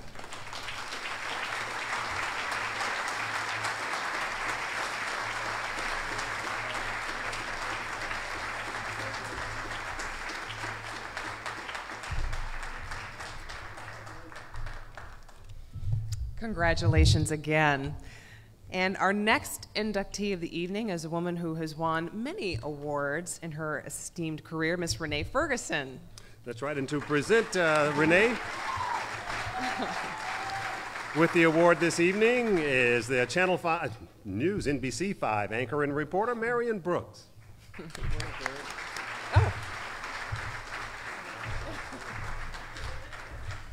Wow, what great inductees, huh? This has been an amazing evening. I'm so happy to be here for many reasons, to be reminded of all these great folks and all their work and their contributions, but also to talk a little bit about my friend. Today I get to introduce to some and remind others of Renee Ferguson, and I am honored. I'm honored because she is not just one of the best journalists and broadcasters I've ever met, but because she is one of the best people I have ever met. She is the real deal. She cares, she is committed, and not just to her family, Jason and Ken, but to her friends. One quick story, she, as many of you know and you'll see in the video, went off to Harvard last year to be a Nieman Fellow, one of the highest honors in journalism. And I went to her going away party, and all of her friends were there, and they were telling everyone there just how much she meant to them, everything she'd done for them, how special she made them feel. And I remember thinking as everyone was talking, that's amazing, because They all sound like they think she's their best friends, but she's my best friend. How could we all possibly think that, she's the best friend? But that's how big her heart is and how authentic her heart is. And it's also with her heart that she approaches her work. It guides her. With dogged determination, she seeks the truth. She exposes injustice. She gives voice to the powerless. That caring commitment is what makes her a great journalist, and it is also what makes her a great person. It is one of the many reasons that I am honored to be her friend and why I am thankful for the opportunity to present her to you, because everyone she meets is better for that introduction, and you will be too. Ladies and gentlemen, a little more about my friend, my mentor, my daughter's godmother, and my sister, Renee Ferguson.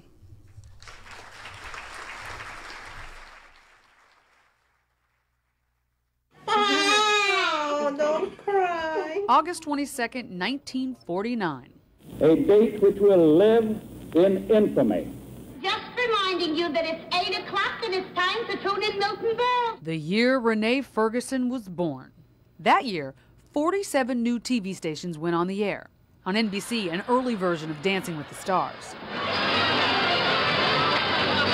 4 years later, 10 million Americans had TV sets, and this little girl had a dream. Hello, I'm Renee Ferguson reporting from Dakar, Senegal. I'm Renee Ferguson reporting from Cape Town, South Africa. Reporting live from Capitol Hill, Renee Ferguson, News Channel 5. The power of television resonated as she watched the civil rights movement unfold. The impact indelible, the pursuit of justice defining. The little girl would grow up to use her voice to give a voice to the innocent. Women strip searched at O'Hare. When she felt me down, felt in my crotch, I felt violated. Children from Chicago Public Housing who took an emotional journey to a West African slave fort. I felt hurt because they had freedom, they took their freedom away. The sons of a cop who became the victims of police brutality. I thought he was going to kill my brother. I thought he was going to kill all of us. She gave voice to the brain injured. I'm angry because of what they did to me. And spoke for a child who could not speak for herself. The amount of amniotic fluid present is normal. Amy Jo is 7 months pregnant. I don't think Amy Jo knows that she's having a baby. I mean, I'm almost certain of that. But Renee's climb to the pinnacle of investigative journalism wasn't easy.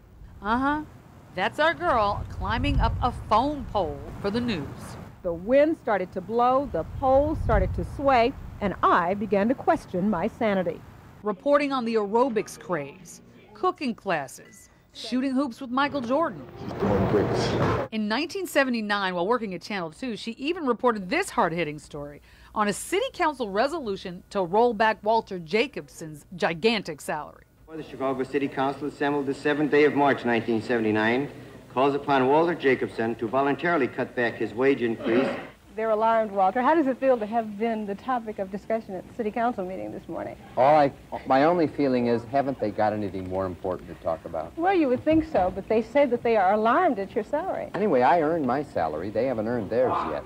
All the time she was doing features, though, in the back of her mind, Renee was thinking. I'm calling for an investigation. Finally, in 1997, Renee was assigned as a full-time investigative reporter for NBC5. With that Unit 5 investigation, Renee? Well, Jonah and Warner company executives and employees agree the Ford stamping plant in Chicago Heights is a tough place to work. And she proceeded to go where no other reporters wanted to go. When Unit 5 went undercover inside the Ford plant, we found men's bathroom walls covered with sexually explicit and pornographic material that names and degrades women. On August 19th, our undercover cameras show Dr. Koulis examining patients at the clinic, unsupervised. And, according to the Department of Professional Regulation, that is a violation of the terms of his probationary license. Unit 5 went undercover at the sewage treatment plant. What we found? In the Calumet plant's break room, pornographic magazines, some so graphic we had to block them out for TV. Unit 5 set up its own surveillance on Interstate 55. Using a camera and radar gun, we clocked the speeds of dozens of drivers with special legislative license plates. 88, 85, 89. And she asked the tough questions. Do you have any culpability or responsibility in the incident at all? Are you Do you take? asking me? I'm asking you if you take any responsibility for what happened. Somebody needs to explain what happened and what you know, and why it took so long to figure out that the child was pregnant. People may not like decisions that are found on this thing. That's not our problem. We go through the process of investigating. Why are all those magazines there? There shouldn't be any magazines in the plant. You tell me the situations and we will thoroughly investigate. Are you armed? Miss Brown, I'm armed with truth and knowledge. And a gun. We wanted to know about the electricity. Is it on or off? I'm not answering no question, but why are you taking video? Renee's work has been recognized nationally and locally. Accepting the silver baton is Renee Ferguson. Columbia University gave her television's Pulitzer Prize, the DuPont. The Kennedy School of Government gave her and producers Laura Johnson and Sarah Stolper the coveted Goldsmith.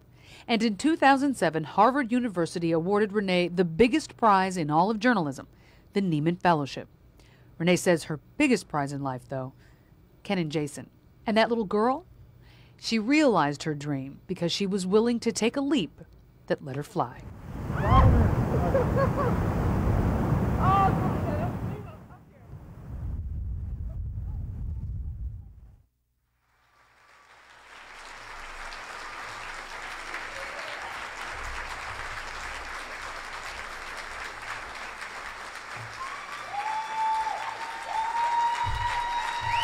Ladies and gentlemen, Renee Ferguson.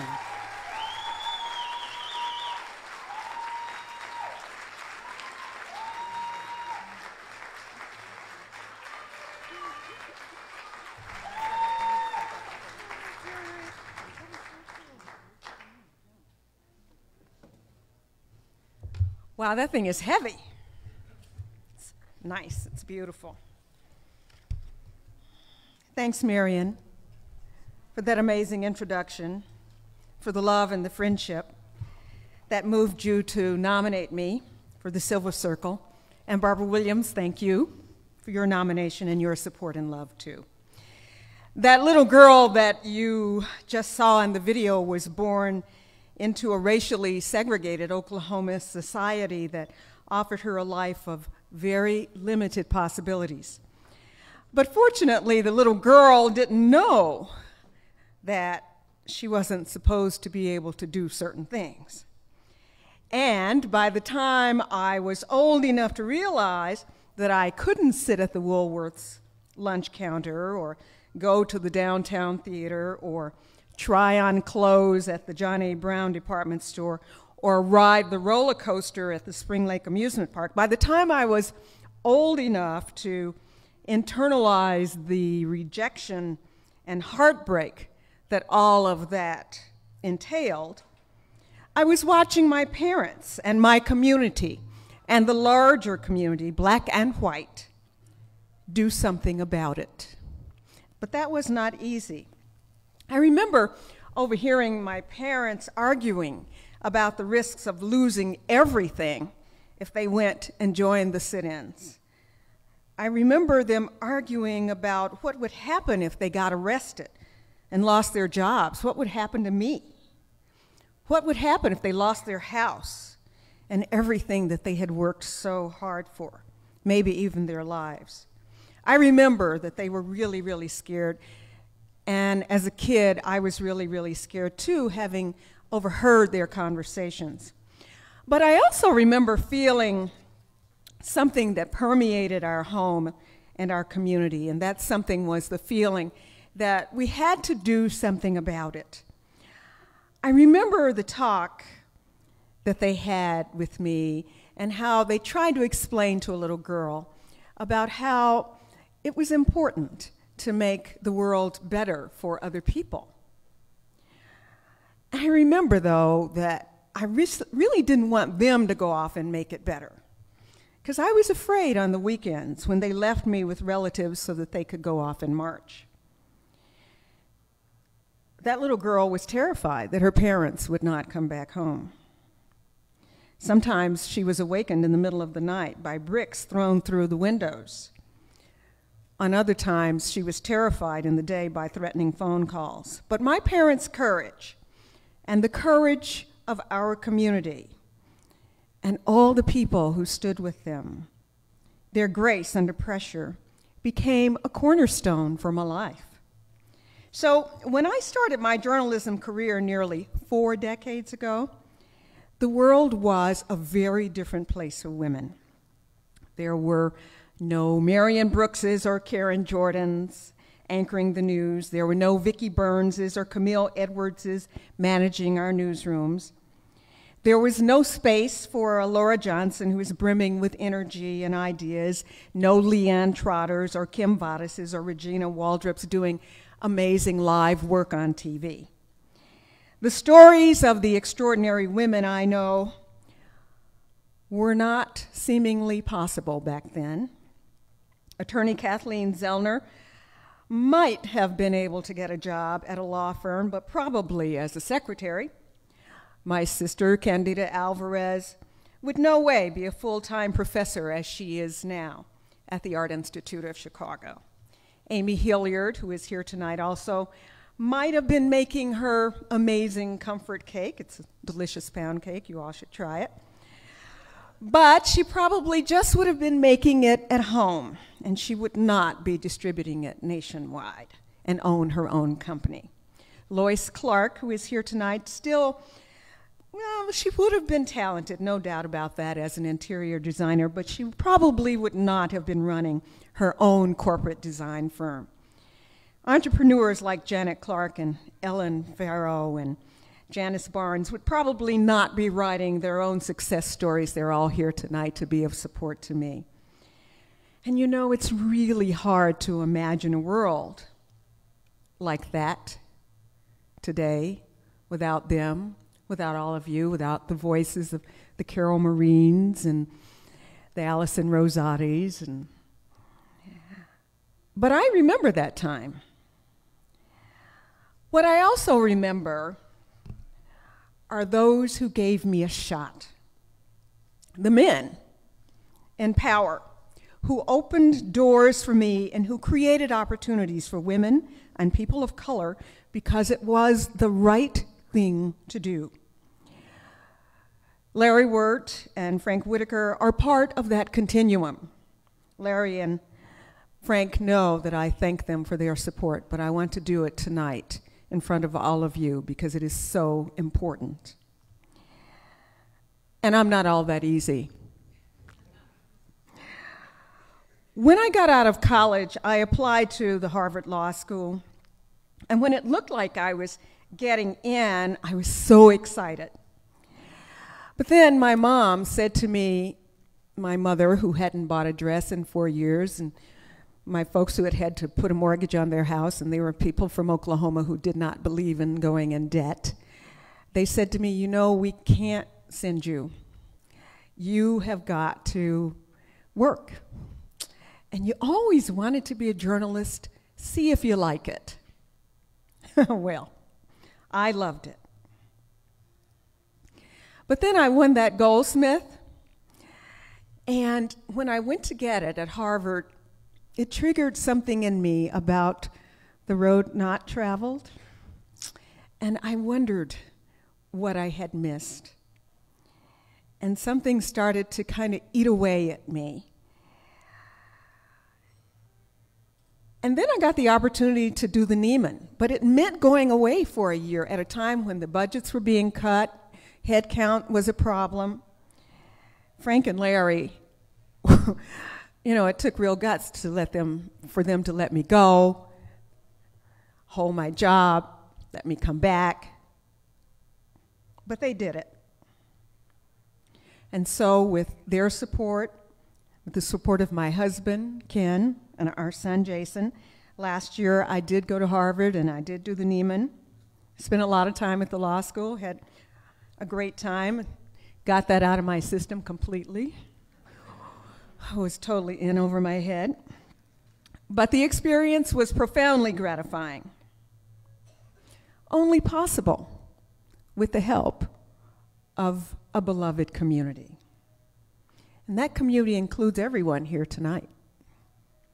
That community also includes the Chicago chapter of the National Academy of Television Arts and Sciences. Thank you for supporting my nomination. And it includes my fellow honorees. the spirit of Bob Bell, Neal, Rich, Joel, Cheryl, Gary, and Jack. I am proud to stand among you. And finally, I must express my gratitude to the hundreds of Chicagoans who over the years have trusted me with their stories. They've trusted me to get it right. I stand here tonight upon their shoulders, honored for just doing what I've always loved to do, which is to write, to tell stories.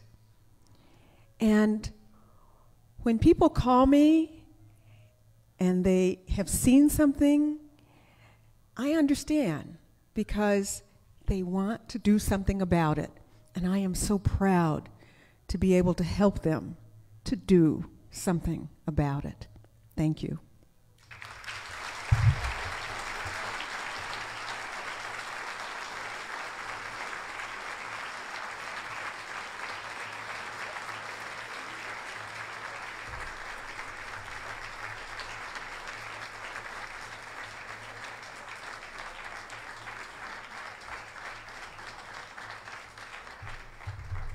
Congratulations, Renee.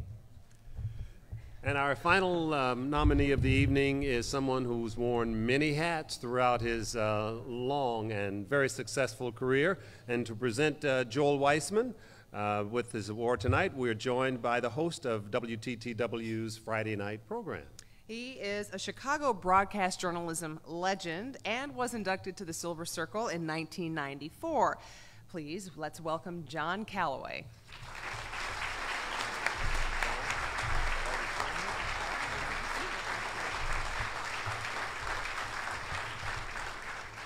Thank you very much.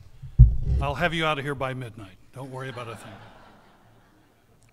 Well, Joel, Anna Lee, members of the Weisman family, would you please stand up? I want everybody, the Weisman family flew in from all over this great nation to be here tonight.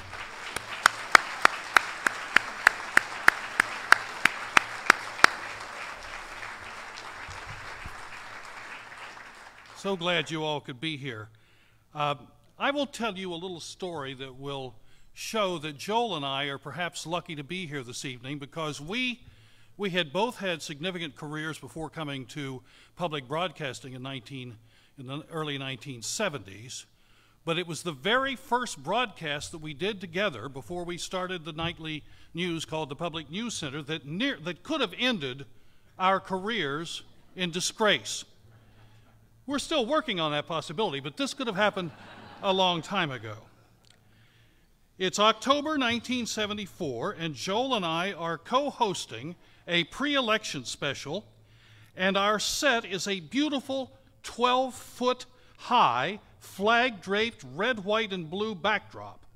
Joel is in the midst of grilling a socialist candidate who is telling us why his dry cleaning business would make him a good congressman. And you thought this was a weird political year. And then it happened. It began as a slow groaning sound that escalated into a screeching, industrial strength sound that neither Joel nor I will ever forget. That entire beautiful star-spangled flat that Mickey Lowenstein had worked so long on collapsed, just barely missing Joel, yours truly, and the socialist dry cleaner congressional candidate. Now, as if that weren't scary enough, Joel, and if you know him, you'll know exactly what I'm talking about, Joel is now grinning, that little boy grin that he gets, and he's laughing in such a contagious way that I, your profound host, nearly lost it. And you have to remember, this was our first big special together, and the executives were in no laughing mood at WTTW. They didn't know us. They didn't trust us all that much. And so I just barely contained it. And Joel, we're really lucky to be here this evening, and I wanted you to recall that moment. And our deepest apologies to the congressional candidate. He thought we were laughing at him. And so my first impression of Joel, of course, is of his great wit. But to know Joel is not to know just his wit, but also his hard-earned wisdom and impeccable integrity. For all of his many professional accomplishments, and you'll see those in just a few minutes, Joel's devotion to family will be remembered longer, and that is the highest compliment that I can pay to him or anyone. When I think of the field of journalism, I also think of Joel as a family man, with his huge extended family of reporters, editors, writers, and others that he has cultivated, mentored, represented, and showcased over the years. 30 years this year, the 30th anniversary of Chicago Week in Review. It's easy to take Joel for granted. There he is every Friday night with his panel of astute print and broadcast journalists, reviewing, interpreting, and debating the complexities and the context of the week's news. Year in and year out, the equipment that that's used to broadcast that depreciates, as all the accountants in the room will know. But Joel appreciates. He grows with each year. Now, the thing that you might most take for granted about this phenomenon is the presence of print and broadcast journalists. When I started in the business in the 1950s and 60s, print reporters and editors scorned broadcast reporters. They considered us to be inexperienced, blow-dried, blow-hard lightweights. They were the real reporters. We in broadcasting were seen as imposters. Over the years, that perception gradually changed as print reporters saw their broadcast colleagues as true equals, and in some cases as superiors. No one in this city has done more than Joel Weisman to bring these two seemingly disparate cultures together. And maybe it is because Joel Weisman himself, a tough City News Bureau trained print reporter and boy wonder newspaper editor, himself became an accomplished broadcast reporter, commentator, and program host, that he's able to bring print and broadcast brothers and sisters together. Nor should we forget his accomplishment as an attorney who brilliantly represents print and broadcast journalists. So let's give thanks to the multi-talented Joel Weisman for creating this enduring union of print and broadcast journalism, and for giving viewers decades of the best of news reporting and analysis. And for something about his life story, take a look.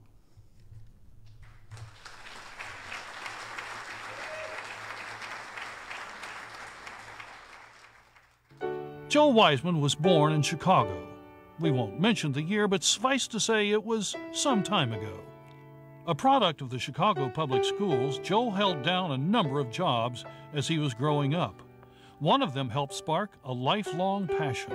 The papers would be dropped off at my house, and I'd start reading them before I'd start delivering them. And I loved that smell of newsprint. He took that love of newspapers to Sullivan High School, where he wrote his column under the heading, Words from a Wise Man. After graduating from Sullivan, Joel Weisman took his news bug to the University of Illinois, where he found work at both the Daily Illini and the Champaign News-Gazette. Even more importantly, it was there that he met the love of his life, Annalee. They married in 1965. As if the energetic young reporter weren't busy enough with his fledgling journalism career, he decided to get a law degree as well, graduating from Chicago Kent Law School in 1969.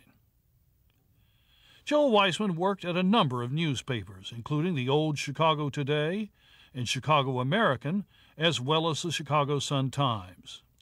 His political reporting and investigations earned him praise and respect from his peers and from the politicians he covered.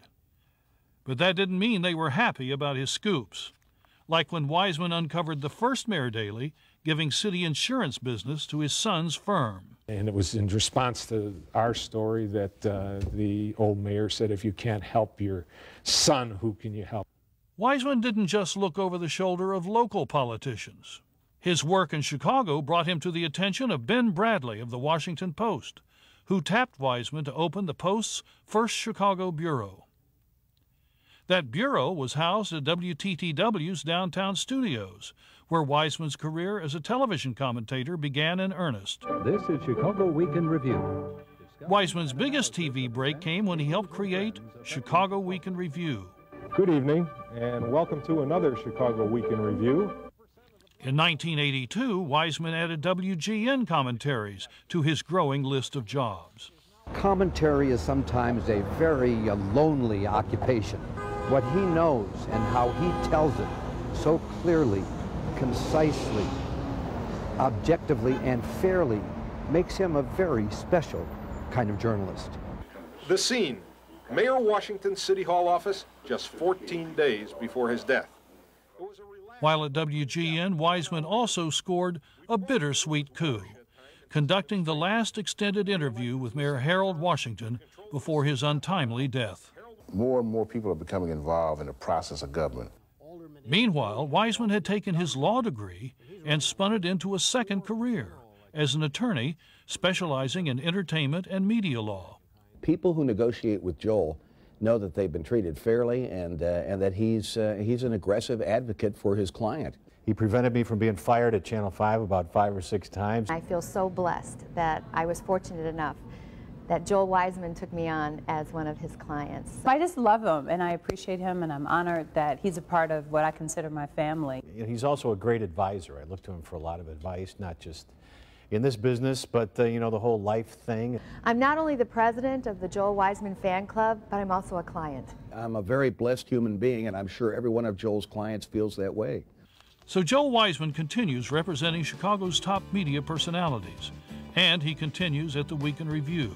Joel is passionate about the news, and he's passionate about his show, and the thing that was fun about working with him was you couldn't help but get excited about the show every week because he was so excited about it. I think what makes the show so successful is the play between him and our guests. He keeps these panelists a little off balance. They don't know what question's coming next, but sometimes that's the best way to get an honest answer. While there may be some golfing here and some fishing there, and a continuing passion for the Chicago White Sox, the only thing Weisman really puts ahead of his television and his law career is his family. Joel and Annalee are proud of their sons, the 3 wise men, and their new grandson. Welcome to the Silver Circle, Joel.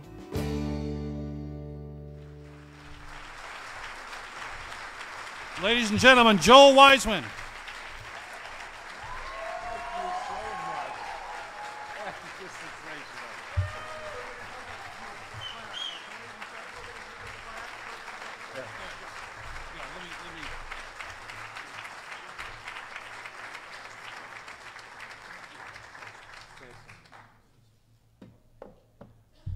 Well, I'm totally blown away on a lot of levels. I had no idea that they were going to go to all my clients, or some of them. I had no idea that those pictures were anywhere around. And frankly, I had no idea I'd ever reach this pinnacle and be inducted into the Silver Circle. I would like, before I begin, to introduce my mother, who always told me, you can be anything you want to be. Somebody's got to be president. Why shouldn't it be you?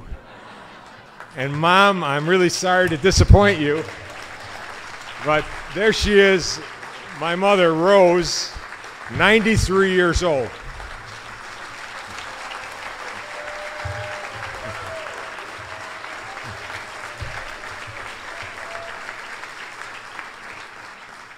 And I must say, a terrific journalist in her own right. I prepared a few remarks. Some of them I think may be a little bit redundant to the tape. I also want to comment on all these other honorees. To me, each and every one of them is remarkable. I can't do any of the things that they can do. I'm not a person who works particularly well with technology, so I can't be a reporter or an editor of tape or some of the things the sports people do. They're truly exceptional people, and it's a true honor to be here with such elite company. You know, as a young man, I once helped fill a table for an aging Silver Circle honoree, and I smugly muttered, this is an award really for breathing. But now as an honoree, of course, I look at it far differently, and I'm truly humbled by my selection. You see, I never really set out to be in television. In fact, as a newspaper reporter, I looked down on TV, thinking it was only for pretty people who rewrote our newspaper stories and got paid more to read them than we did to report and write them. But after only a few appearances as a guest political expert, I realized the incredible impact of television. My first regular TV gig was at Channel 2, during the time it used its famed newsroom set and actually broke some news. That's where I met my dear friend, John Calloway. What a terrific introduction, what a terrific guy. Channel 2 successfully converted several print reporters like Gene Siskel into television stars, capitalizing on their newspaper credibility. But despite my having put a governor in jail and catching the old mayor daily handing out city insurance business to his kids, I was not destined to be one of those stars. Channel 2 wasn't too patient with my inability to, as they called it, relate to the camera. Specifically, my tortured reading, but they were very generous in dumping me, paying severance enough to landscape my new home with the CBS Memorial Gardens.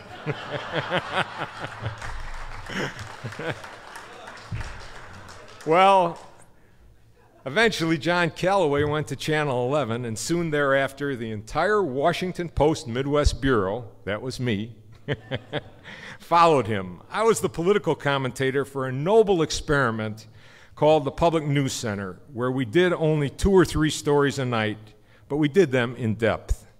I was incredibly fortunate that Calloway and Bill McCarter, a brilliant, pioneering president of WTTW, had patience as I learned how to read. First cue cards, it was public television, and later the teleprompter. Neither was easy. At one point, McCarter just said, "Debrief, Joel. Don't let him read." The crew, many of whom still toil with me, used to take bets as to how many times I would have to start over to read the open for the Week in Review show. 12 was once the winning number. But eventually, even the uneducable somehow learn.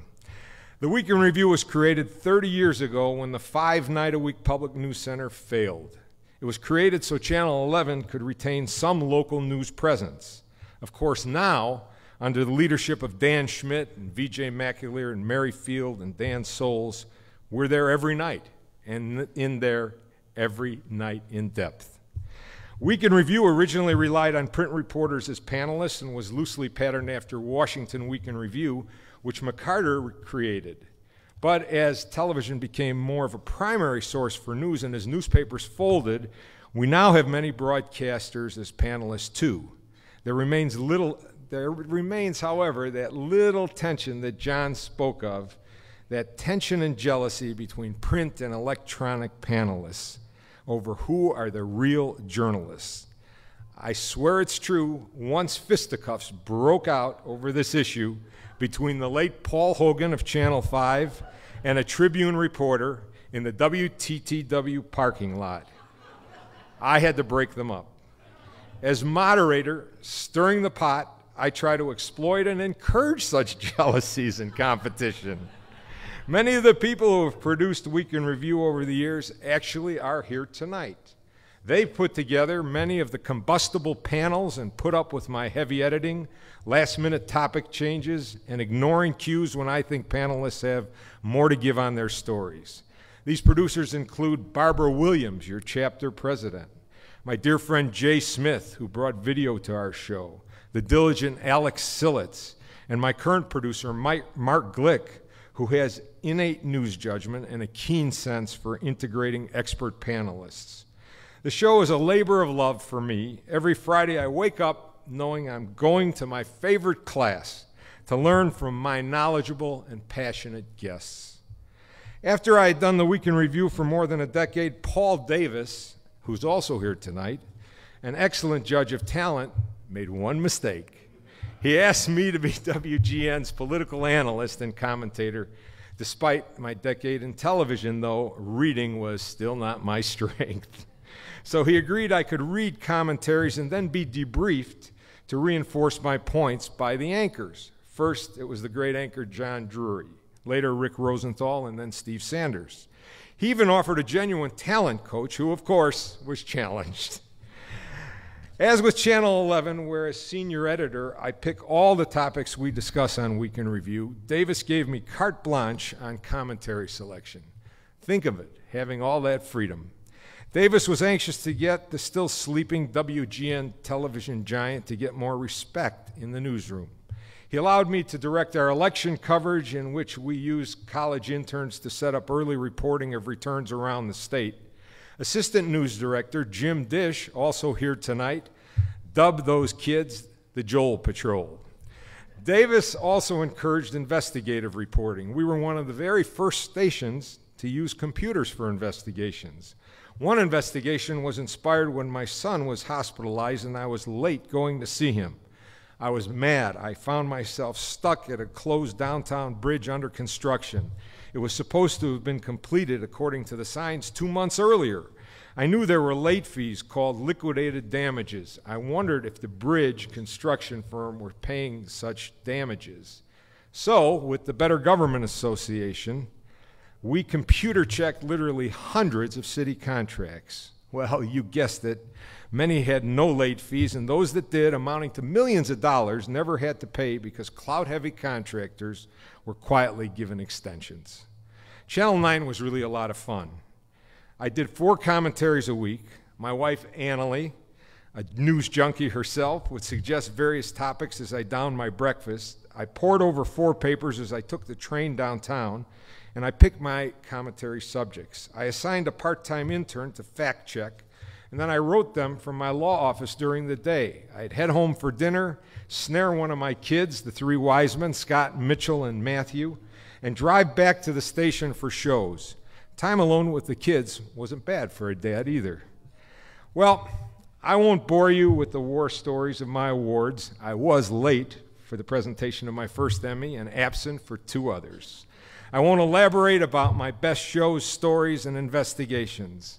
I will say the commentary on which I got the most positive response was about my feeling when my first son went off to college at the University of Illinois. So, for a part-time television journalist, incredibly raw on reading talent, it's been a great ride with great colleagues, bosses, and loyal viewers, some of whom actually come up to me and say they appreciate what I've done. It's an incredible feeling. Do I worry about the future? You bet. These are not halcyon days for TV or for those working in it. It often seems the quality of news reporting and creativity is in many ways diminished. But then the temptation is always for older people to think the good old days were better. Yet I shudder to really think these will be someone else's good old days. But TV is not dead or dying. It will have a place, and its staffs will have multiple outlets for their talents. News will always be there, and the 24-hour news cycle is here to stay. The challenge is to fit in more news, more analysis and investigation, not just more repetition of the easy stories. Technology is simply amazing and will continue to dazzle and serve. I can actually see the day when things will be so good, even talent can't screw it up. And there'll be no more pools for blown cue card reads. And of course, that's just fine for me. From the bottom of my heart, I want to thank you again for this great honor.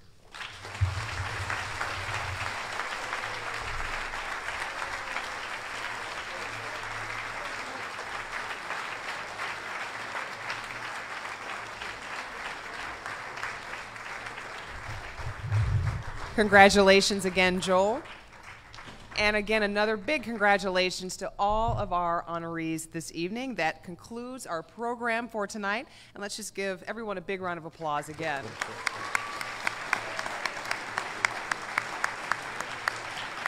And thank you all for coming out. We hope to see you again next year. Thank you all for your support, and thank you to the Academy. Good night, everyone. Good night.